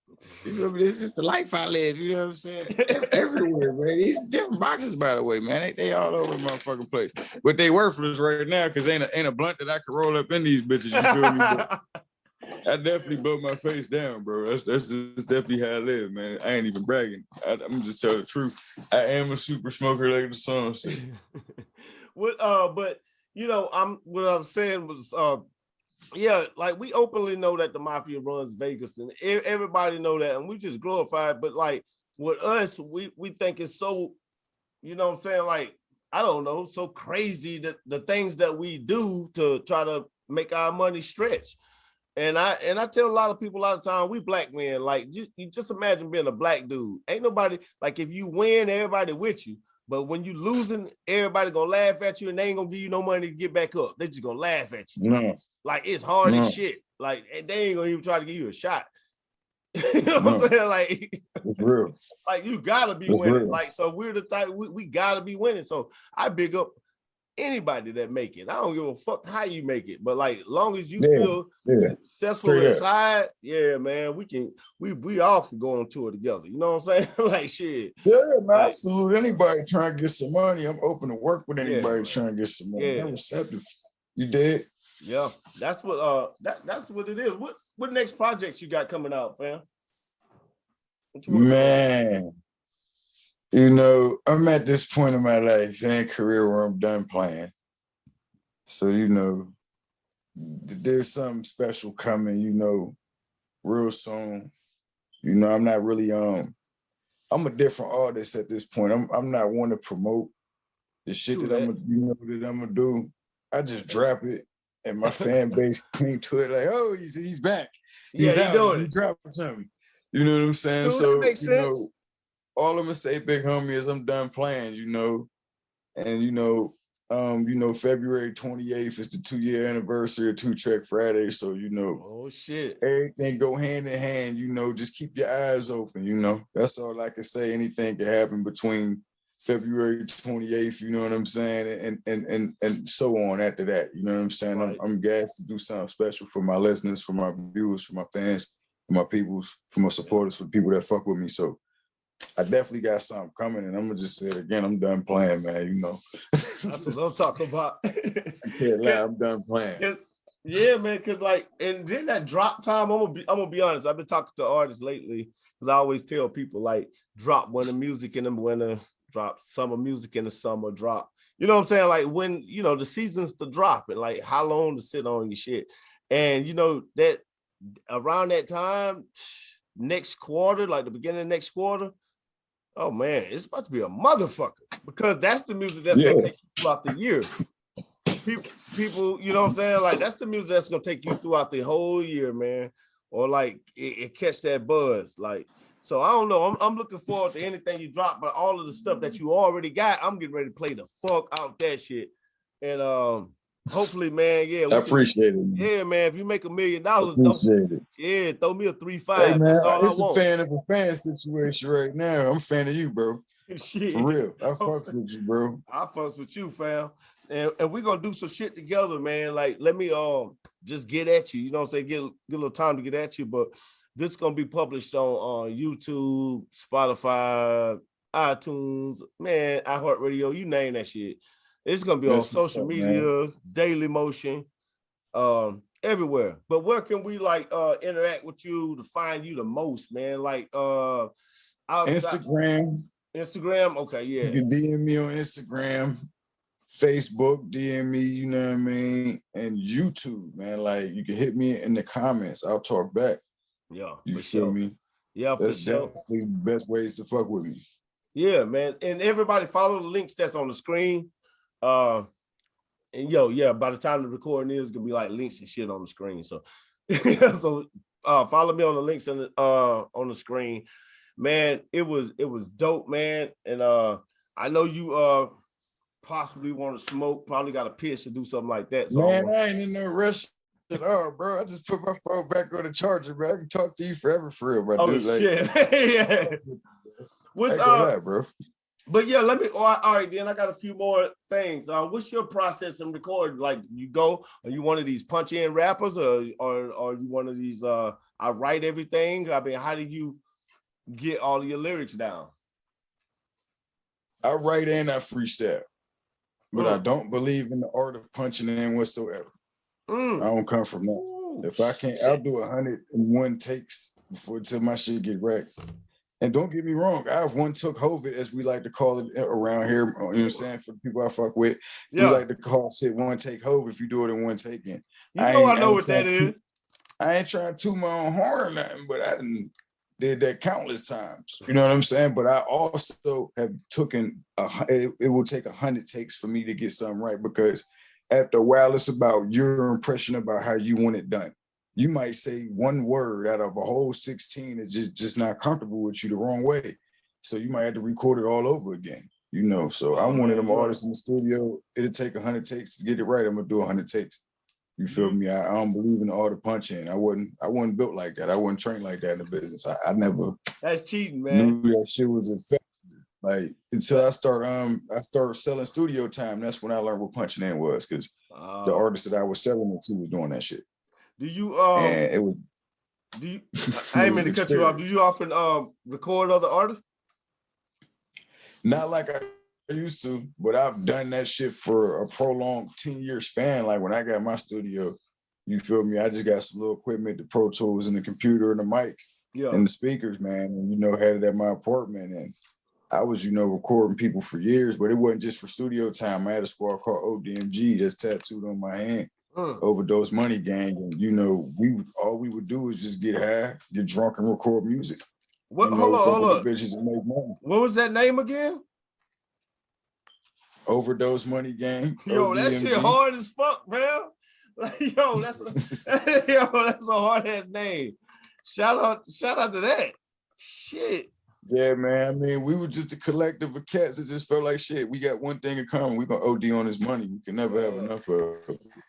That's it, you know what man. I'm saying? So I like that, man. Like, do you how many films have you put out? Like, do you get on film featured? Oh yeah, I'm an actor, director, movie writer, got a film company called Piff Films. It's what I do. You know what I'm saying? Like, I got over 20 Pressure to Drop films. I got Kill QT the movie. I want to say I got 4 movies out, like solid films besides the Pressure and the Drop series. I got this shit called Roommates, the series 2. That's a straight comedy with me and my brother Shaq and Augusta. We was roommates, and we made 9 episodes of being real life roommates, just being assholes. Fuck out of here! I gotta see this, man. This shit is hard. And like, we used our characters from the Pressure and the Drought series. Because in the Pressure and the Drought series on there, I play a character named QT. He played a character named City. City was the dope boy. QT was just a customer. He called QT broke again. Like, he said, you ever heard of NBA Youngboy? My character be like, yeah, he is like, well, you just BA. You just broke again. Oh, shit. He said, he'll never be broke again, but you just broke again every time I see you. And it made my character, QT, flip out and go rob his plug. And he turns out and becomes a roommate with the plug that he robbed. Imagine that. That's lit, yo. I got shit. Where can Yeah, man. Look here, man. You ain't finna bring it back. Yeah, man. You ain't finna bring it back. Check this out. I ain't got no money. What? I ain't got no money. Look, I got a bed though. I got this car right here. That's 10 bands. Hey man, look here. Fuck that Monopoly money, man. Oh. We talking. Fuck that. You see, I got 1350 on 10,000. 1350. 10,000. Oh, this is not how this works. This is not the way this works. Everybody get it, man. Look, I was Matter of fact, I roll back on you. What are you talking about? for 2 grams, Y'all gotta calm down. just 2 grams. Black lives matter. I believe it's a quarter. I believe they call it a quarter on the street. Look. Nigga, hold on, I ain't gonna throw down tonight and say how much you bet. Wait a minute, Don't beat Hey, that man. ass. Turn your music down. What's his name? Wait. I don't even know. How do we hear his music? DJ, turn it down. I thought you turned the shit. I thought you knew this nigga. I don't know him. I found him on Craigslist. Nigga, it don't matter. You ain't finna bring shit back. Oh, nigga. Oh, give me that. Give me that. Let me hear a drum play. Let's wind the clocks back a year. These cops and lawyers wouldn't dare cross any of you. I mean, what happened? Your balls drop off?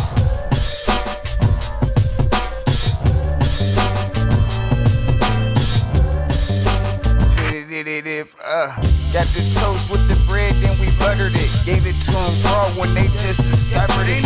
Peter Pan, man, goddamn, there he go again.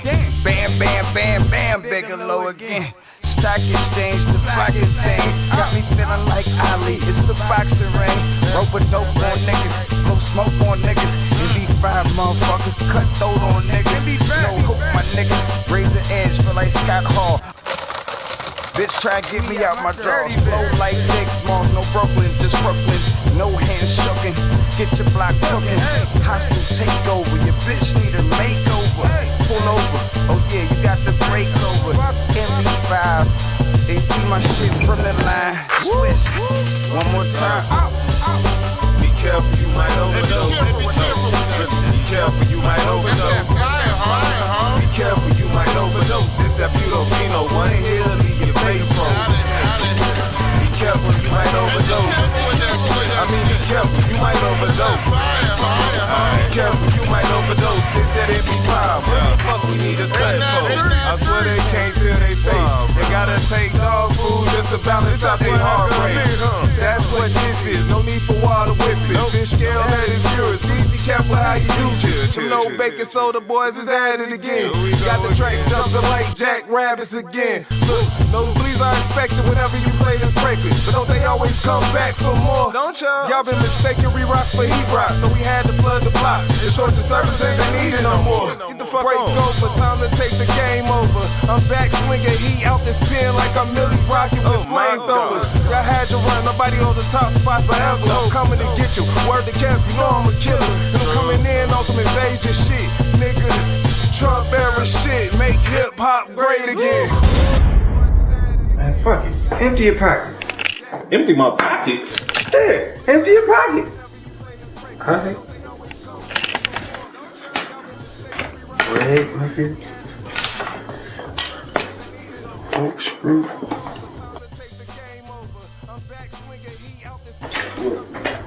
Oh shit, what the hell? Killer Band-Aid. Gotta be around this motherfucker solid. He always needs Band-Aid. Who can't need all them Band-Aids? He Nelly or some shit? Man, I don't know. You seen this nigga lately? He cut the fuck up. Bruised and scarred, bar fights and shit, wild animals. I don't know. You know, this nigga name Killer. I don't remember shit. Be careful, you might overdose. Be careful, you might overdose. This that MP5, what the fuck we need a cut for? Capping the line will leave you in dire straits. Folks trapping, telling people that it's fire when it ain't. My generation lost its marbles and I'm trying to relate. Serenade side bitches, that's the kind of shit I hate. Everything's hopeless, no ambition, bitch, I hate hoping. Home invasion, who in the hell left the gate open? I'm a straight beast, when I do on instrumentals, they think I hate beats. Made starving kids clean the dish after I ate beats. I'm just saying, I'm going Super Saiyan on these Dre beats. Headphones blown, flames sparking on my earrings. Backpack, trap rap, no matter the chitter chatter. Fully automatic bars, rat-a-tat-a-tatter. I suggest you build a wall between my jaws and my abdominals. It ain't my fault, they should've let me on phenomenal. Obviously, my nigga, I came here to make a statement. Name Killer, aka the slide after Jada. Be careful, you might overdose. Be careful, you might overdose. Be careful, you might overdose. This that Putofino, one hit will leave your face froze. go find? Where can we go watch this, man? YouTube. All of us on YouTube. What? Man, what the fuck have I been looking at? Like, yo, like, yeah. So, yeah, I'm fucking with that. Everybody go watch this right now. Like, okay, so yeah, like when you go directly to my Slash Piff page on YouTube, go to that one where it say 484 subscribers. Go to that one, big homie, and that way you'll be able to see all the videos I put out. So not just music. That's where the movies is at too. Like I got this other movie called CAW, Crooked Ass Wrestling. It's about this crooked ass wrestling promoter named Mr. Crooked. You feel me? Played by me. You dig? I got another film called Kill QT, where it's basically a full-length movie spawned from the Pressure and the Drought series, where everybody's just trying to kill QT. QT's a fuck nigga, and everybody trying to kill him. He was just doing fuck shit, and they want him dead. You know what I'm saying? Then I got another film. Let me see. I got CAW, got Kill QT. Janky. How the fuck can I forget about Janky? That's the shit. It's about a Janky record promoter named Janky. Yeah. Played by my brother Shaq. You feel me? Like, I gotta say, Janky's funny as fucking shit. How the fuck did I forget about Janky? Damn, we got Janky and we got Janky the deluxe edition, like basically like the full, well, not the deluxe edition, the extended version. So it's two versions of it out there. There's some scenes in the extended version that's not on the first Janky. You dig? So it causes you to want to watch both of them. So how did we make my bad? Oh no, you straight. I was about to say, how did we get this damn far into the interview and didn't even mention this? Like, this is so much. Like, I'm fucking with this, fam. Appreciate you, man. Like, real I thought shit, you did a little acting, but now you got some fucking material out. Yeah, man. Real shit. I'm trying to remember the last one. Oh yeah, it's called Mask Gang. I got a movie called Mask Gang. This is a mockumentary of the American Mask Gang, basically making fun of when the country had to start wearing masks. Oh shit, you one of them guys. It's over with. They coming to get you, fam. They is. They coming to get you. Yeah, that shit funny as hell, bro. This shit is called the Mask Gang, the history of the American Mask Gang. Yeah, they want you to do a 10-year challenge tomorrow. Watch, you'll get a notification. Do the 10-year challenge so they can come get you. I definitely gotta watch it before they come get you. Man, that shit funny as hell, bro. Real bad. It's just basically like we're not really like per se making fun of America. It's really like subliminally making fun. Yeah, talk that talk, man. I mean, the pandemic, like we not literally making fun of the pandemic per se. We making fun of it subliminally. Yeah, you know what I'm saying. Like when you watch it, you got it's different mass gangs on there. That's basically we predicting the future. Like in a minute, it's gonna be mass gangs. You're gonna have this mass gang. You might have this mass gang. You might have that mass gang. Ain't nobody gonna trust nobody. So you're gonna have to get it in colors as far as like picking your mask, like how you got Bloods and Crips.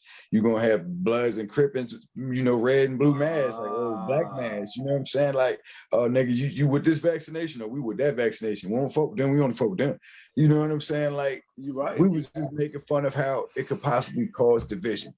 So we already up on it, making it seem like it already happened. You know what I'm saying? I'm with it, man. Cool. That shit sound, you know what? Now that you explain it like that, that's so logical. It's probably going on and at the beginning stages now. Yeah. You know what I'm saying? Like it's probably already in the brewing right now. I'm happy you said that, man. I'm gonna go check that out, man, because that's crazy. Have you ever thought about doing a horror film?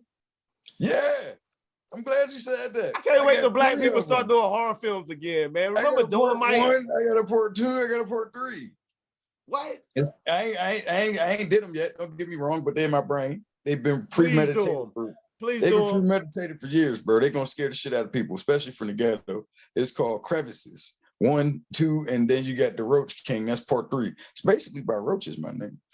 Roaches? Yeah, hit the button. Yeah. Damn. These is horror films about roaches. That nigga say roaches? Oh my God. That's what the fuck I'm talking about. Something a nigga can relate to. Straight up, you know, it's like I feel like I can put this out there with no problem because nobody's gonna be able to steal this idea. Man, like, you can't steal that. It's about roach. Nah. You're not gonna be able to tell the stories that I'm gonna be able to tell. That's fucking wild, famo. This shit's fiction. It's inspired by nonfiction. Where are you gonna get the roaches to cast this at? That's what I'm saying. Once I get to finally put the scripts together, you feel me, as far as like writing them, because I ain't gonna lie, I haven't wrote these shit, but they've been in my brain for over 10 years. Shit, Like I can tell you all about them. You know what I'm saying? Like if you used to ask me about crevices, I could break it down to you. Like the shit's out or something. Man, you'd be like, "What the fuck? This is what you got in your brain for?" Yeah, it has been there for a long time. Like it was inspired off true life events. So it's a blend of fiction and nonfiction. You don't have to really go in too far in detail if you don't want to. It's all good because I know how it is being a creator. No, it's just, put it this way, you know what I'm saying? I had a big homie, got a big homie, God bless him, named Duke. He big bro of mine, and he was sleeping on the couch in my apartment, a long time ago when I had an apartment. You know what I'm saying? And roaches used to crawl on him in his sleep. You know what I'm saying? And he didn't believe us. So you know what I'm saying? He woke up and he would wake up and kill him and be like, you know what, bro? These motherfuckers is crawling out the crevices. And I was like, that's it. Crevices. Because we had this couch. Like the couch even had a history. Like we got this couch from a person that got it from another person. They got it from another person. True that. So this couch was in bandos and drug houses. It was in old people's cribs. Like this couch accumulated a history of roaches. And then it wasn't no pull-out couch. You couldn't pull out like no pillows out of it. It was a straight pleather couch. You know what I'm saying? This shit lit. These roaches used to crawl in and out of this pleather couch. You feel me? You know what I'm saying? So that's where crevices came from, because bro was like, he would try to kill them. And they would run into the crevices of the couch and you couldn't get them. He had to wait on them to crawl back up. They crawled into the crevices on us, man. I just looked at him crazy like, that's it, crevices. And I just started formulating the movies right then and there, man. And these was like maybe 14, 15 years ago, bro. Man, this shit right here. Man, I love it, man. Like, you smoking? Man, yes, man. Like the smoke and what I'm hearing right now. This is great, man. Thank you, man. Thank you for this, man. Thank you, man. Yeah, man. Shit. Thank you, big homie. No, man. Thank you for this shit, man. Because you giving me something I like. Like when I go back and watch the shows, I love it, man. I love hearing the stories. This is one of them ones. So you got to do that movie. Like, get on that motherfucker. I will be one of the niggas getting attacked by a roach. I don't care. Like, let's make it happen, man. I'm gonna put it to you this way, right? You could go ask ESU. Ask ESU if Piff been asking you about doing a movie lately. He's gonna say, yeah, he been talking to me about filming. I guarantee you. Go ask E. Trust me, I'm plotting and pondering, man. I'm definitely plotting, man. I'm just embracing the universe and everything got to offer, man. I'm plotting.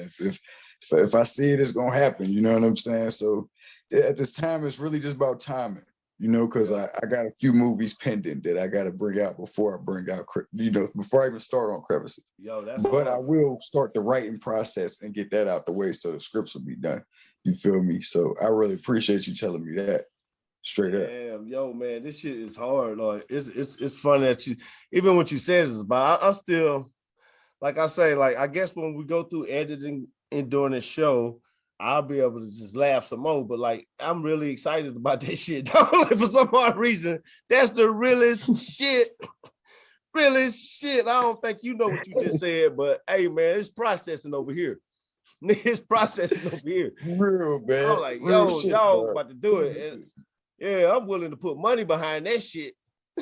That's good news, man. That's good news. That's a blessing from God right there. We got to get to work there, bro. Like, I'm one of them types. I'm going to get to work there, man. We got off camera. We going to get it in, bro. Yeah, we got to, man, because he said that. So how is it trying to balance, or do you think it's almost required that you do more than one thing these days than just be a rapper, or just, like rapper pretty much when it comes to hip hop? Like, remember, you could just be a rapper and that was it. Yeah. You think now you need to have a little acting, a little more different things to do? Do you think now that they should have something else going on, or you think you could just solely make it off just the rap music? No. Me personally, I love the hustle. Yeah. I love the hustle. I'll sell the shirt off my back if a person won't buy it. Sure. Because I have. So it's like, being honest, I've sold a hat off my head at the Martyr bus. It was a camouflage Braves hat. What was it, 2004? I sold it to a homie named Henry. He's like, I like that hat. I said, give me $15.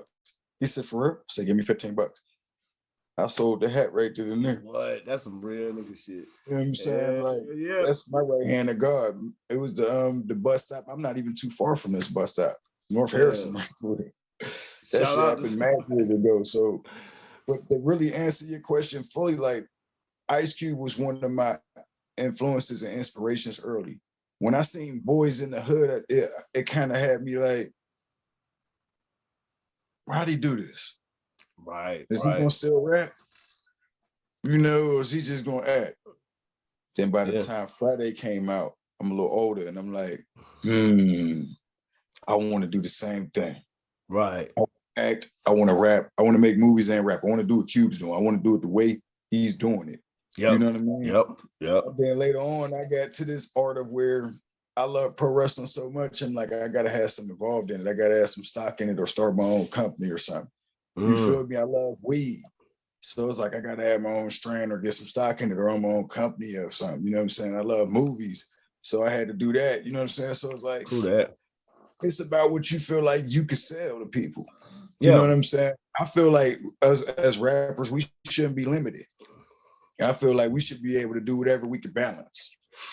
Yeah, true that. You know what I'm saying? Yeah. It's about whatever we can balance. Like, you know, if you got a rapper that start a cigarette company tomorrow, it might be hard for him to rap if he ain't got the right executives in line because he don't want the cigarette company to go down. Cigarette companies usually last for years. You know what I'm saying? Decades. You know what I mean? Grow big fan bases off them type of brands. So if a rapper was to do some type of shit like that, I don't expect him to be trying to rap every day unless he try and get his company in line. Yeah, the best thing. Yeah, the first thing you hire, a lot of time I see a lot of people doing this too, even with small businesses. I think the best way to run your company is to have somebody else run your company. Have somebody else run it. But that's not 100% the safest thing to do unless these people got legitimate paperwork, them being in charge of something. Don't let it be no homie basis. You know what I'm saying? They gonna take you, fam. Now you let your cousin Leroy hold your business where you going, boy. You come home to some bullshit. You never know. Man, so Leroy gonna be balling off you. Leroy gonna be looking so good, nigga. Like what? What? Have you ever seen about movies, fam? You funny as hell, bro. You ever seen that nigga off of Ray, his cousin, when he got caught stealing money from Ray? Yeah. He was mad. It was Pinky off of Friday, the same character. That nigga was mad as fuck. That's how, that's what your cousin gonna do to you. He don't give a fuck. He gonna be like, man, shit. Homie shit, bro. You can't do that shit too tough. You gotta get real life professionals that's lined up and standard and designed for that shit. You know what I mean? Yeah, I like think for example, like J. Cole played basketball. He dropped that album off season so he can go focus on playing ball over there in Africa. Yep, he did. Because he wasn't about to be trying to rap and go to practice. You know what I'm saying? But I think it's now, that's what I'm saying, like in 2022 and beyond, because we're in a new decade, and it's almost like it being 1992 or 2002. Like, we even got shit, man. That's you know what I'm saying? We even got the metaverse, which is gonna be a new version of the internet, whether we like it or not. Like, it's just like color TV. We was in black and white TV, and we started watching color TV, whether we liked it or not. There's a lot of people who didn't want color TV to come. And said it would never work. And remote controls will never work. And now, like, that's all we got. The internet will never work. Now we're here. Now they get ready to do the metaverse. So, like, we're gonna go forward no matter what. You know what I'm saying? I don't know, man. Shit. Damn, that weed, man, made me forget where I was. But I ain't mad at you, bro. Thankful I'm still after it. But I said the word metaverse, so I know I'm talking about somewhere in the future. We're in the new decade, I know that. And we have to, it's the time that all of the things that we've had in our minds, like all kinds of all types of walks of life. We're at a point where we can manifest those dreams, and we have the tools and the education to manifest these dreams. I don't know if it's the dawn of the Aquarius, like the astrologers say. I don't know if it's just so much information out there to where like universe, man. Yeah, but it's the universe. A lot of people get hip to the universe. Yeah, it's the first time in a long time we've been this conscious and being able to use our consciousness. You know what I'm saying? I gotta say it, ain't got no haters because I don't. You know what I'm saying? Like I got some niggas who give free promotion. Like if somebody talk bad about me, it's still free promotion, and they ain't a hater shit. They still can like if I'm throwing a barbecue, nigga, come get some of this meat. You know what I'm saying? Come eat some of this fish. You know, I don't give a fuck. I don't even know you mad at me. I don't want to know you mad at me. None of that. Like, yeah, talk behind my back, nigga. Not my face. Let's shine. Like, let's dap each other up.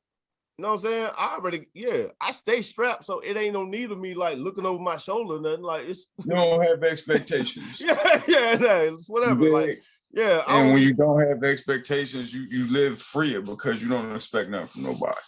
Yeah, so that's how I see that shit. Yeah, so I always tell the artists, you know what I'm saying? Like, always have confidence, keep the confidence, because people don't give a shit about your downside. You gonna have to just learn your downside outside of the public, man. That's the smartest thing to do. Keep your personal business outside the public.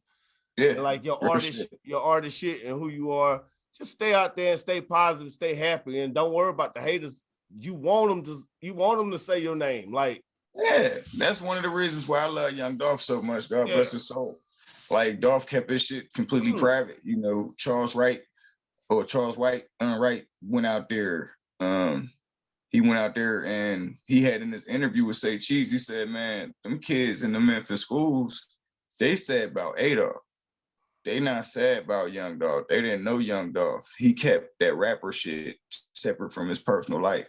Them people down there mourning Adolph Thornton, the man that put food on their table, the man that paid for their education, that gave them kids out there hope and dreams that say, oh, we see you, so we know we can be somebody. But they not crying over Young Dolph. They crying over Adolph. You know what I'm saying? And that's because he was able to keep it separate. Like even Bandplay said, you know, what's the other cat from PRE? Grove Hero is like, no, he never scratched the surface to show you who he really was because he was in character. Yeah, you're right. You know what I'm saying? Not saying he was fake. Basically, he had that image to uphold. And you couldn't really get too much realer than Dolph, if you ask me. You know what I'm saying? That image wasn't hard for him to uphold. Everybody got two sides of the coin. And he just showed us his other side. You know what I'm saying? Yeah. And you know what?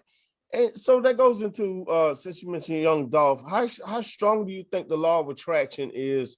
Because now we're manifesting things very fast. You think it's the lyrics that's doing this? Man, the depths in the tongue, evil's in the mouth.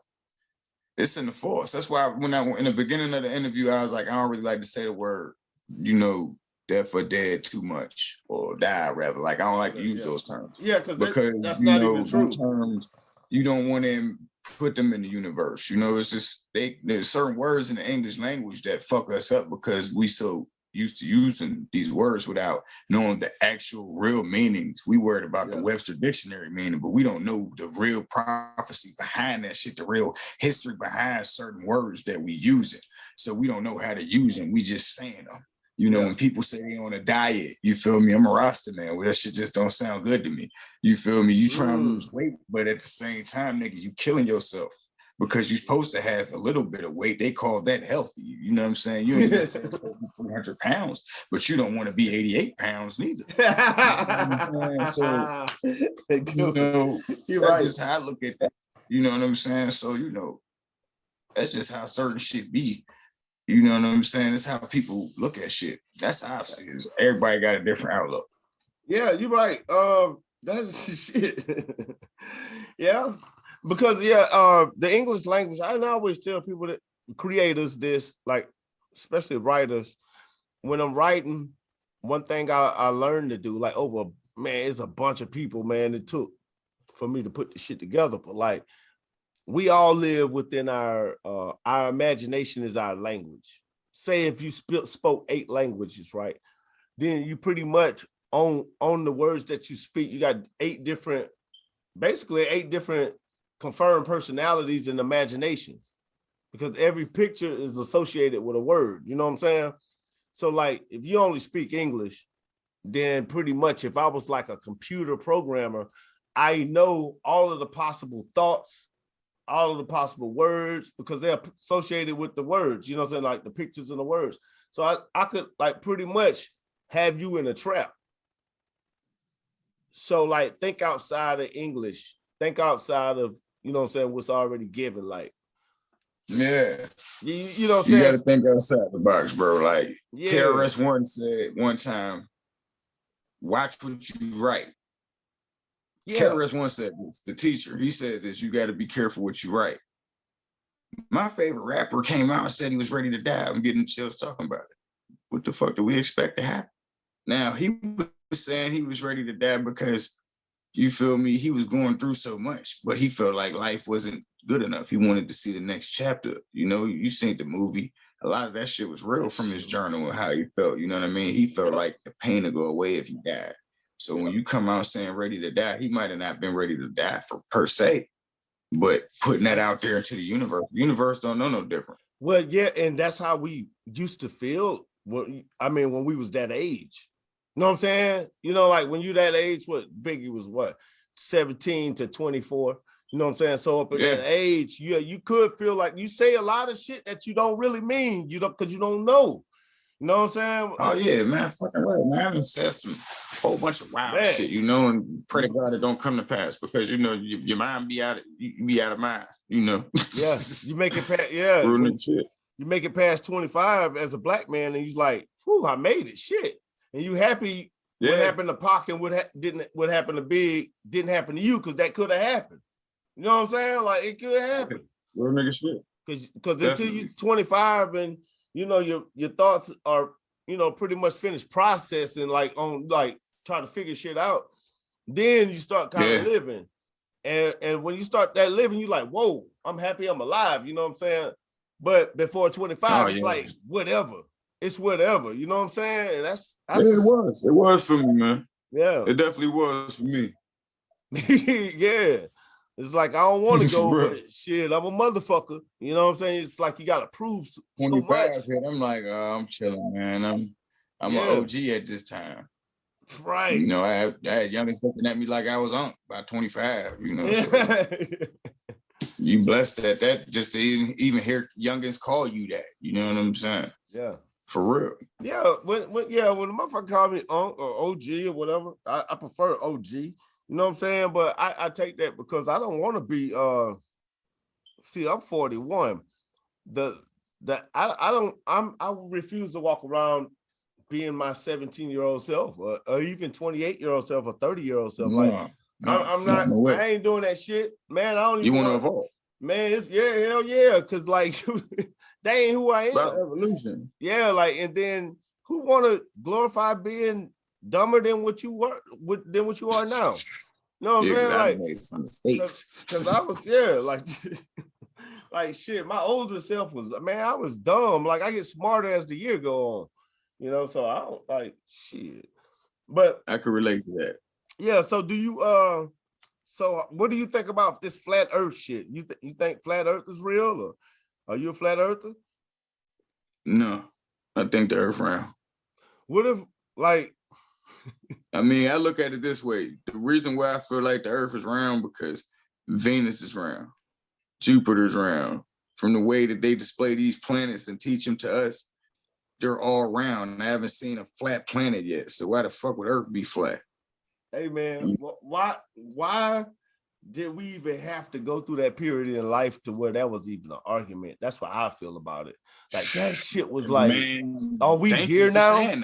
Are we here now? Thank you for saying that, bro. Like, I never even understood why we argued that neither. Like, why is this a debate? Y'all just trying to teach us something in school that ain't real? Like, or you just, and then they tell you there's no right or wrong answer. Really? So when they tell you that, that's giving you emphasis like right. This shit so when you ask, matter. Yeah, so when you ask me to draw a circle, I'm gonna just make a line. That's what I'm gonna do, motherfuckers. Yeah. There ain't no right or wrong answer. You should know what it is. Yeah, that's real shit. Yeah, though, I'm gonna go work for this. Then they can't get mad at you for that. Like, that's not a circle. But you said Earth is fucking flat. Yeah, so I'm gonna just make that shit flat. Like, I'm gonna go get me some donut, go to Krispy Kreme, get a job, and make them motherfuckers straight across. I ain't making no circles. We ain't making circles no more. Right. These are circles. Straight up. Like exactly. That's what world Real we're in. shit. So if you had to piss real bad, you had to piss and shit at the same goddamn time. It was real bad. You had the Rams game right now, and it's the men and the women's bathroom is fucking full, and the only bathroom is there is the anybody trans unisex bathroom. Would you go in the unisex bathroom? Yeah. You would? That's what's up, man. That's what's up. I'm going to my own stall. I ain't worried about the next person. Feel you. It's people on this planet that actually see my take on that, because you know we in Atlanta, and there's a lot of weirdo shit go on. And because I mean, shit, they gonna lock me up if I shit in the hallway. You know what I'm saying? You got to think about, you said a Rams game. I'd have been to a Steelers Raiders game. Nigga, you can't travel too far without seeing a police officer or security guard, somebody of law enforcement. Right. So I might as well just stay in my seat and shit and piss if that's the damn case, and just fuck up my pants, because you know what I'm saying? Like, I ain't gonna get too far. They gonna look at me like I'm out of my mind, like, nigga, is you shitting and pissing? Boy, get over here. You gonna shit and piss in these handcuffs. Hurry up, do that shit so they can throw you in the backseat of this car. Nigga, they ain't about to allow that shit. Yeah, because they got the bathroom for like trans and, you know, whatever you want to be honest with you, though, like to think this over again, to re-review the play of the question, I would probably piss and hold my shit, because I don't shit in public. So I had to rethink that. Like, I don't shit outside. I really ain't crazy about that. I mean, I ain't gonna say I haven't done it, but that's not something that I'm a fan of doing. Like, I'm not a fan of favorite of that. I like the shit at a comfortable you gotta be a different type of animal to get used to shitting out in public. Yeah, like, so it's like public shitter is a different type of animal. You know, I was just thinking logic, like, would I use the bathroom? Yeah, if I had to shit like that. But it's like, is we talking like liquid shit or solid shit?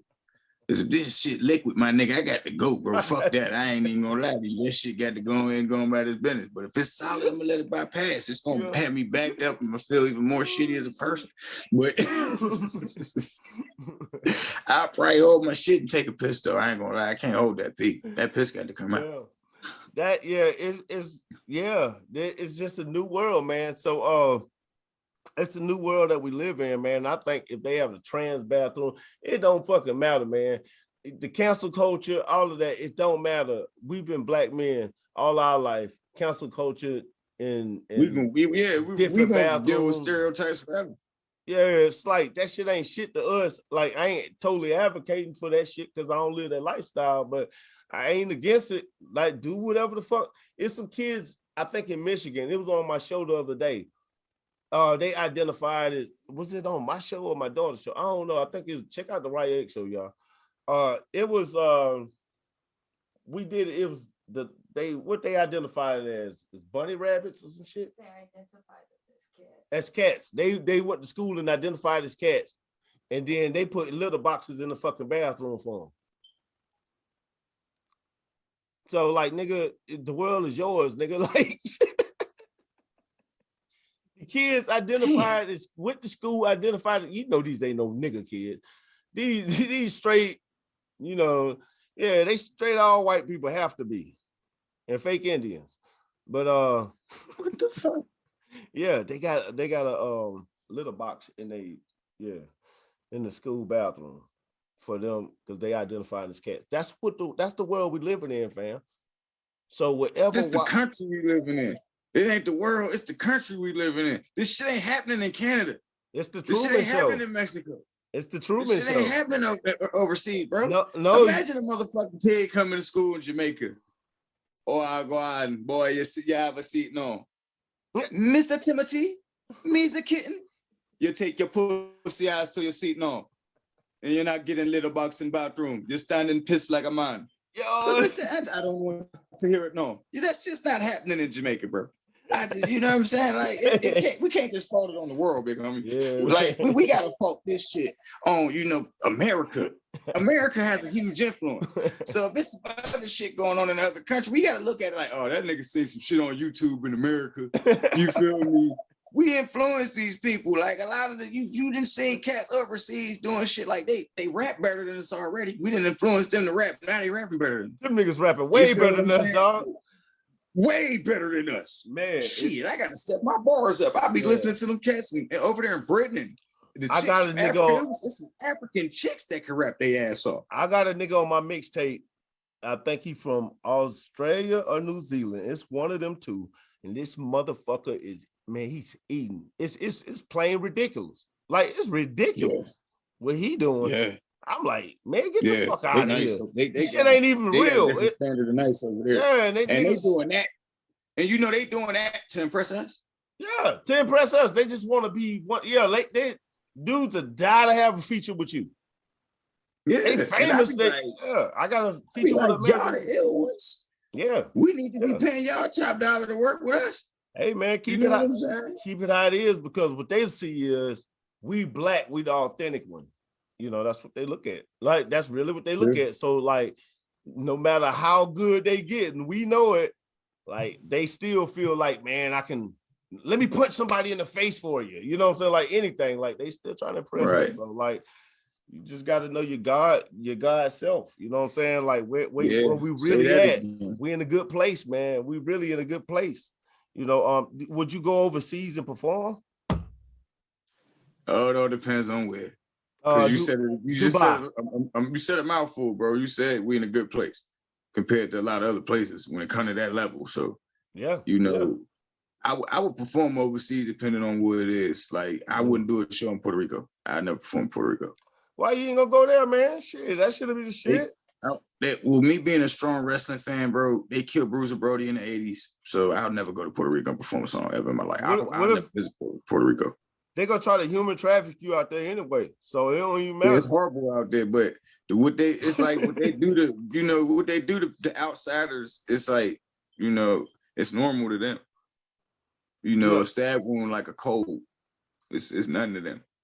Yeah, you know what I'm saying. So the way we think, they don't think like that over there. That's why Fat Joe and Big Pun was over here.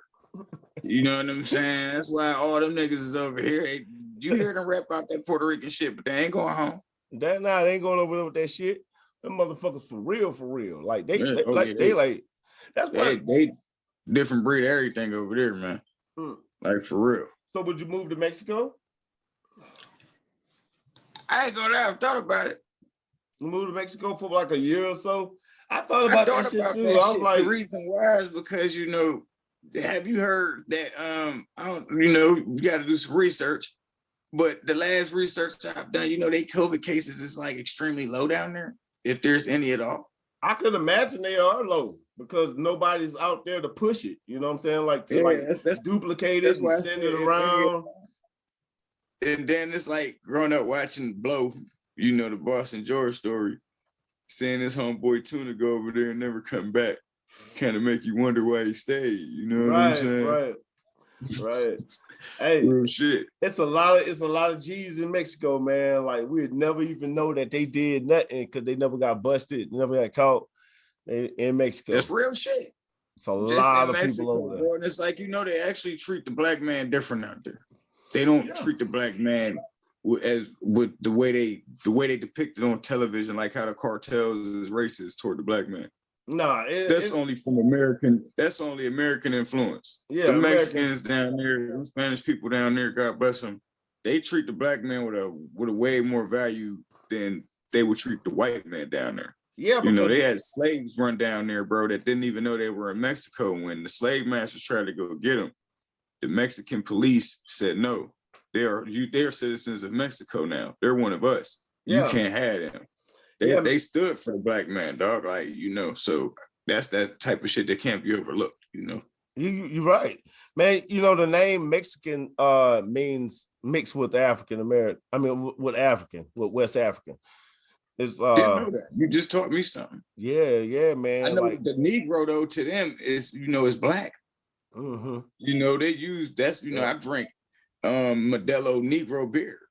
It's black beer, but it says Negro on it, and they take that word serious. That's black in Spanish, but they know what it is for us, per se. You dig what I'm saying?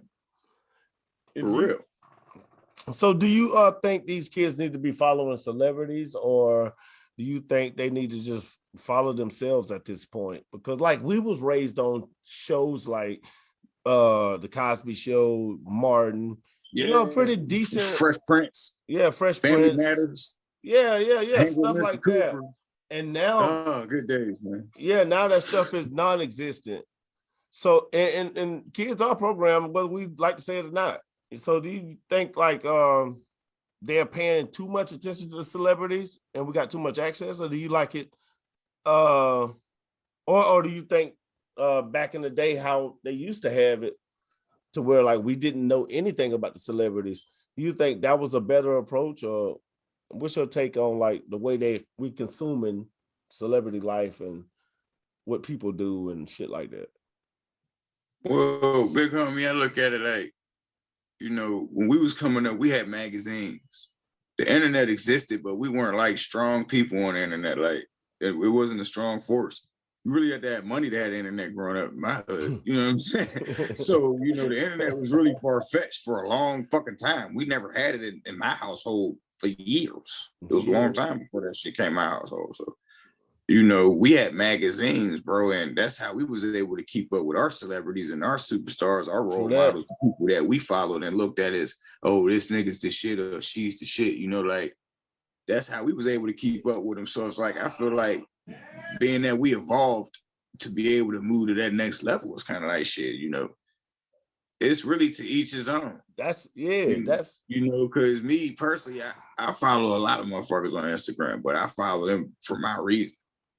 Right. You know what I'm saying? Straight like I follow 50 Cent on and off. He might say some shit that's negative to me, and I'd be like, oh, fuck this nigga. Yeah, I might unfollow him. Yeah. And you know, then I might go back and follow him because I'm a fan of 50. It's just some shit 50 say I can't agree with it all.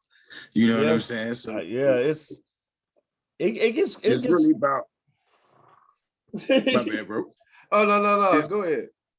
I would just really like you're saying, it's really just to each his own, you know.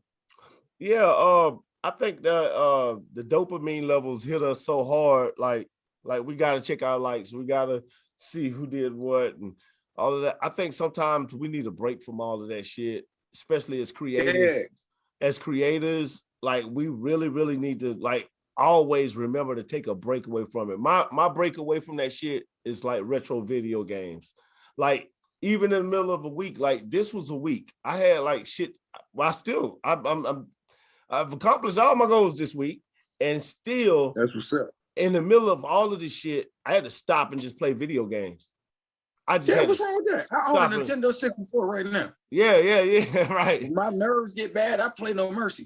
Yeah. I can't go body slam a person in real life. So I go play No Mercy and get my body slams in, you know. I can relate to that. And reset, yeah, man. And just know, like, you know, sometimes we gotta just be like, man, like everything's okay. You know what I'm saying? Like watch an old movie sometime.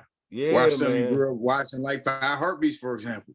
Right. You know what I'm saying? Just watch an old movie that you can have a nostalgia effect on to zone you out, to take you away from reality, you know? Yeah. We all need an outlet. Yeah, you know?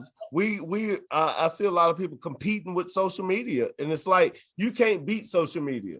It's nothing to even it's nothing even to really compete against. You know what I'm saying? You compete against yourself at every level, and that's it. Like success is like, man, like blessed is the person who know and feel success without it being money or even happiness or any type of emotion. Like I must honestly say I can relate to that. I'm learning it right now, you know. It's what you make it, man. It's what you make I'm successful just because I woke up today. That's you know, God woke me up. So everything like, else secondary, you know what I mean? Yeah, and then I can't do nothing without being woke, without being alive, without breathing. So, you know, that's my primary thing. That's my main thing right there. I'm up, I'm successful. You know what I'm saying? Everything else secondary, fuck it.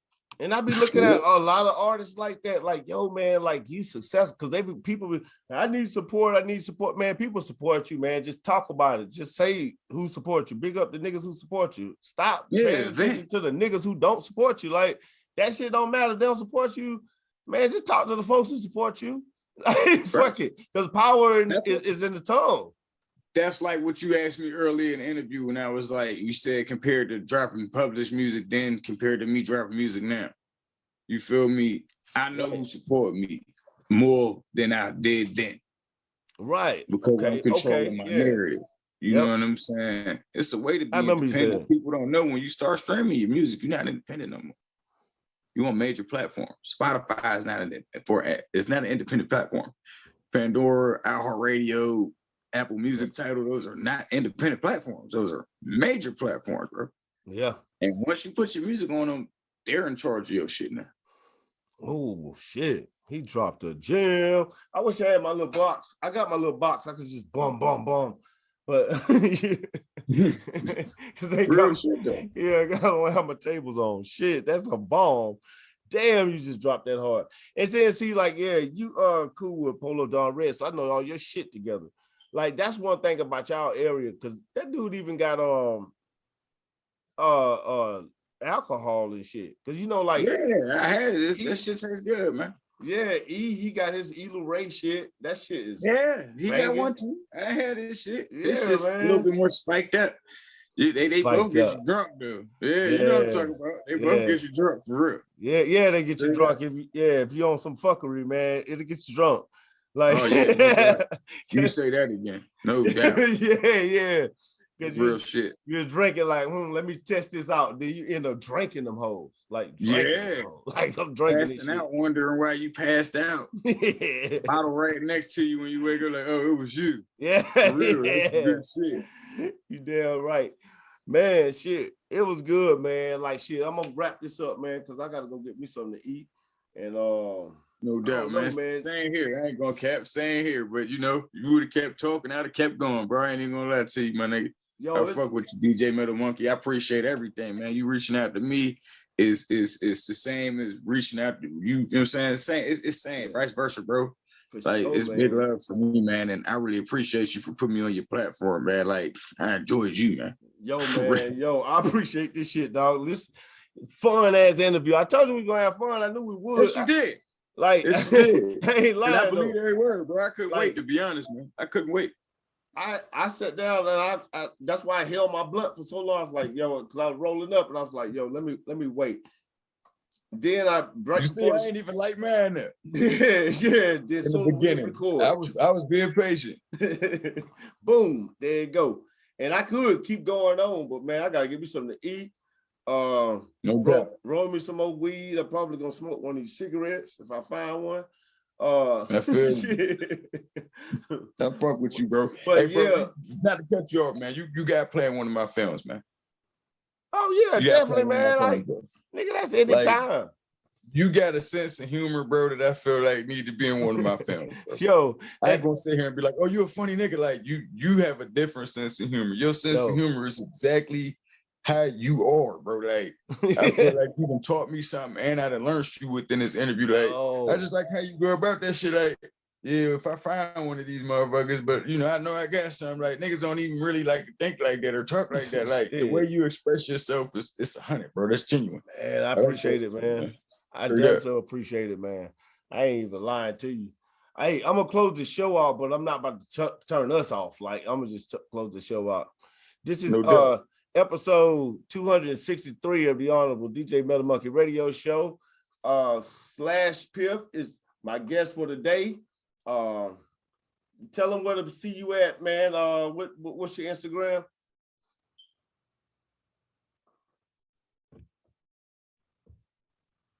I think it might have freeze. It froze for a second. Yeah. What's your Instagram on there?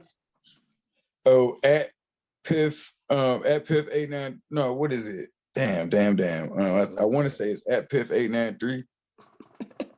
Hey, look, y'all, it's gonna be a link in the description, and I'm gonna have all this shit. I ain't gonna lie, like, because they done fucked my Instagram fucked up my Instagram, man. I could be telling you an old page, you know what I'm saying, that I ain't even connected to no more. So it's like, that's why I wanted to think that shit over. Like, I think it's Piff at Piff893. For real. Yo, I'm gonna find it. I'm gonna put the link in the description. Man, like, this shit lit, man. I ain't gonna even lie to you. I'm gonna even put the pause in there, the whole pause that we just had. That shit lit. I fuck with you, bro. But yeah, man, but yeah, this is episode. It's gonna be everywhere. This podcast is gonna be everywhere. So check it out. Damn, I forgot what else I had to say on the way out. But is anybody want to shout out before we go? Man, I want to shout out Progress ENT. Long live Cheddar Real. Shout out Big Yakuza RMG 893. Pittsburgh. Shout out everybody I fuck with. Y'all know who y'all is. It's too many to name. And shout out DJ Metal Monkey. I really appreciate you, man. Shout out E.I. Shoot, who just shot my video, The Big Red. You feel me? Yeah. Straight up like that. And it's coming, you feel me? Shout out to Two-Track Friday, man. The 2-year anniversary, February 28th, man. You know, so all I gotta say is I'm done playing and look forward to something. I ain't gonna tell niggas what, but look forward to something. Okay, what song you want us to play on the way out? Big Red, man. Matter of fact, play I Glove. So what? Oh, he's a cowboy. If you ain't God level appearing, it's quite apparent. But the iron on his back is emotions like Janet, permission granted. Don't panic, I'm raps ammunition. Ball for ball, I'm a prison, no competition. Eagle eye, bird's eye view with this vision. I ain't rich enough to ever sit down. Not enough connections. So if I can't get his attention, I'ma disrespect him. It's that mullah, that bubonic, that chronic, that opium. These rappers just high. Hell yeah, I'ma blame it on the dope in them. Hog time. Yeah, I feel like roping him, verbally put the scope to him. Go in his mouth, I'm a surgeon. How could I say no to him? No toothpaste. You try Slash Piff, here's a grinder. Cause a fiasco, no Lupe. Monster among men, I'm the new face of fear. Breathe out your nose and close your mouth. Don't wanna hear you over here. I'm telling you I'm coming out, no need to look for me. How can I respect your flow? Your whole outlook is corny. My styles is what the lock says. I'm hell with this Mary on my box shit. But do we check all the boxes? We got people in place to keep us distracted. I came to check these Hassan Campbells. I'm the Kwame Brown of this rap shit. Should I kidnap him, hold him for ransom? If Flick Payne worth the RJ, yeah, it's time to cut off the cancer. I'm AI 98, I got him calling me the answer. You looking like sweating that turban, but you ain't got all the answers. This that type of shit that's gonna make him wanna bump it 5 times. ARs and Dracos, what the fuck we need with 5 9s? If you the SC champ, I throw him in a river like Austin did. I'm an awesome kid. I'm the honey and you more like a possum and bow. Shit, nobody wanted with Slash. I guess dude falling for the shit like they uncle in the grass. Rappers get eradicated. Steven Spielberg when they jot on pages. This shit is outrageous. Vanilla Ice equivalent made them famous. Underhanded niggas miss every time they pitch with a bitch. I guess dude drug free, cause he don't want it with Piff. Homie bluffing enough and I'll curse up him. Seth Rollins, let's get it poppin'. He'll get demolished off knowledge. Nigga sounded like fly covered garbage. You not a goat, you a horse. So go ahead and put your saddle on. We see your drink chance interview. You not gonna get your battle on. Cause I heard he a choker, just like a non-smoker. No, I heard he a choker, that's the whole house open. Homicide, death defying, damn these niggas is lying. Tell them meet me in the ring, one strap, I swear I'm the giant. I'm more like Switchblade, Jay White, so respect what I write. Lines hit like clips, I'm loaded, no luck, they like, yeah. I'll squash and smash rappers, just stack them up, acknowledge me. On Roman Reigns, so just line them up. I'm Cyclops if you Wolverine, that's a knife through a gunfight, I'll blast the ops. Most rappers can't rap anyway, so you know they wanna pop. My DNA is sinister, I'm sicker than the COVID nigga. I expose and open niggas. Paul White, hand on the throat of niggas. Immaculate, Bob Backlund. I swear to God I'm on action. I'll cross his face, that's a chicken wing. Now I got him tapping.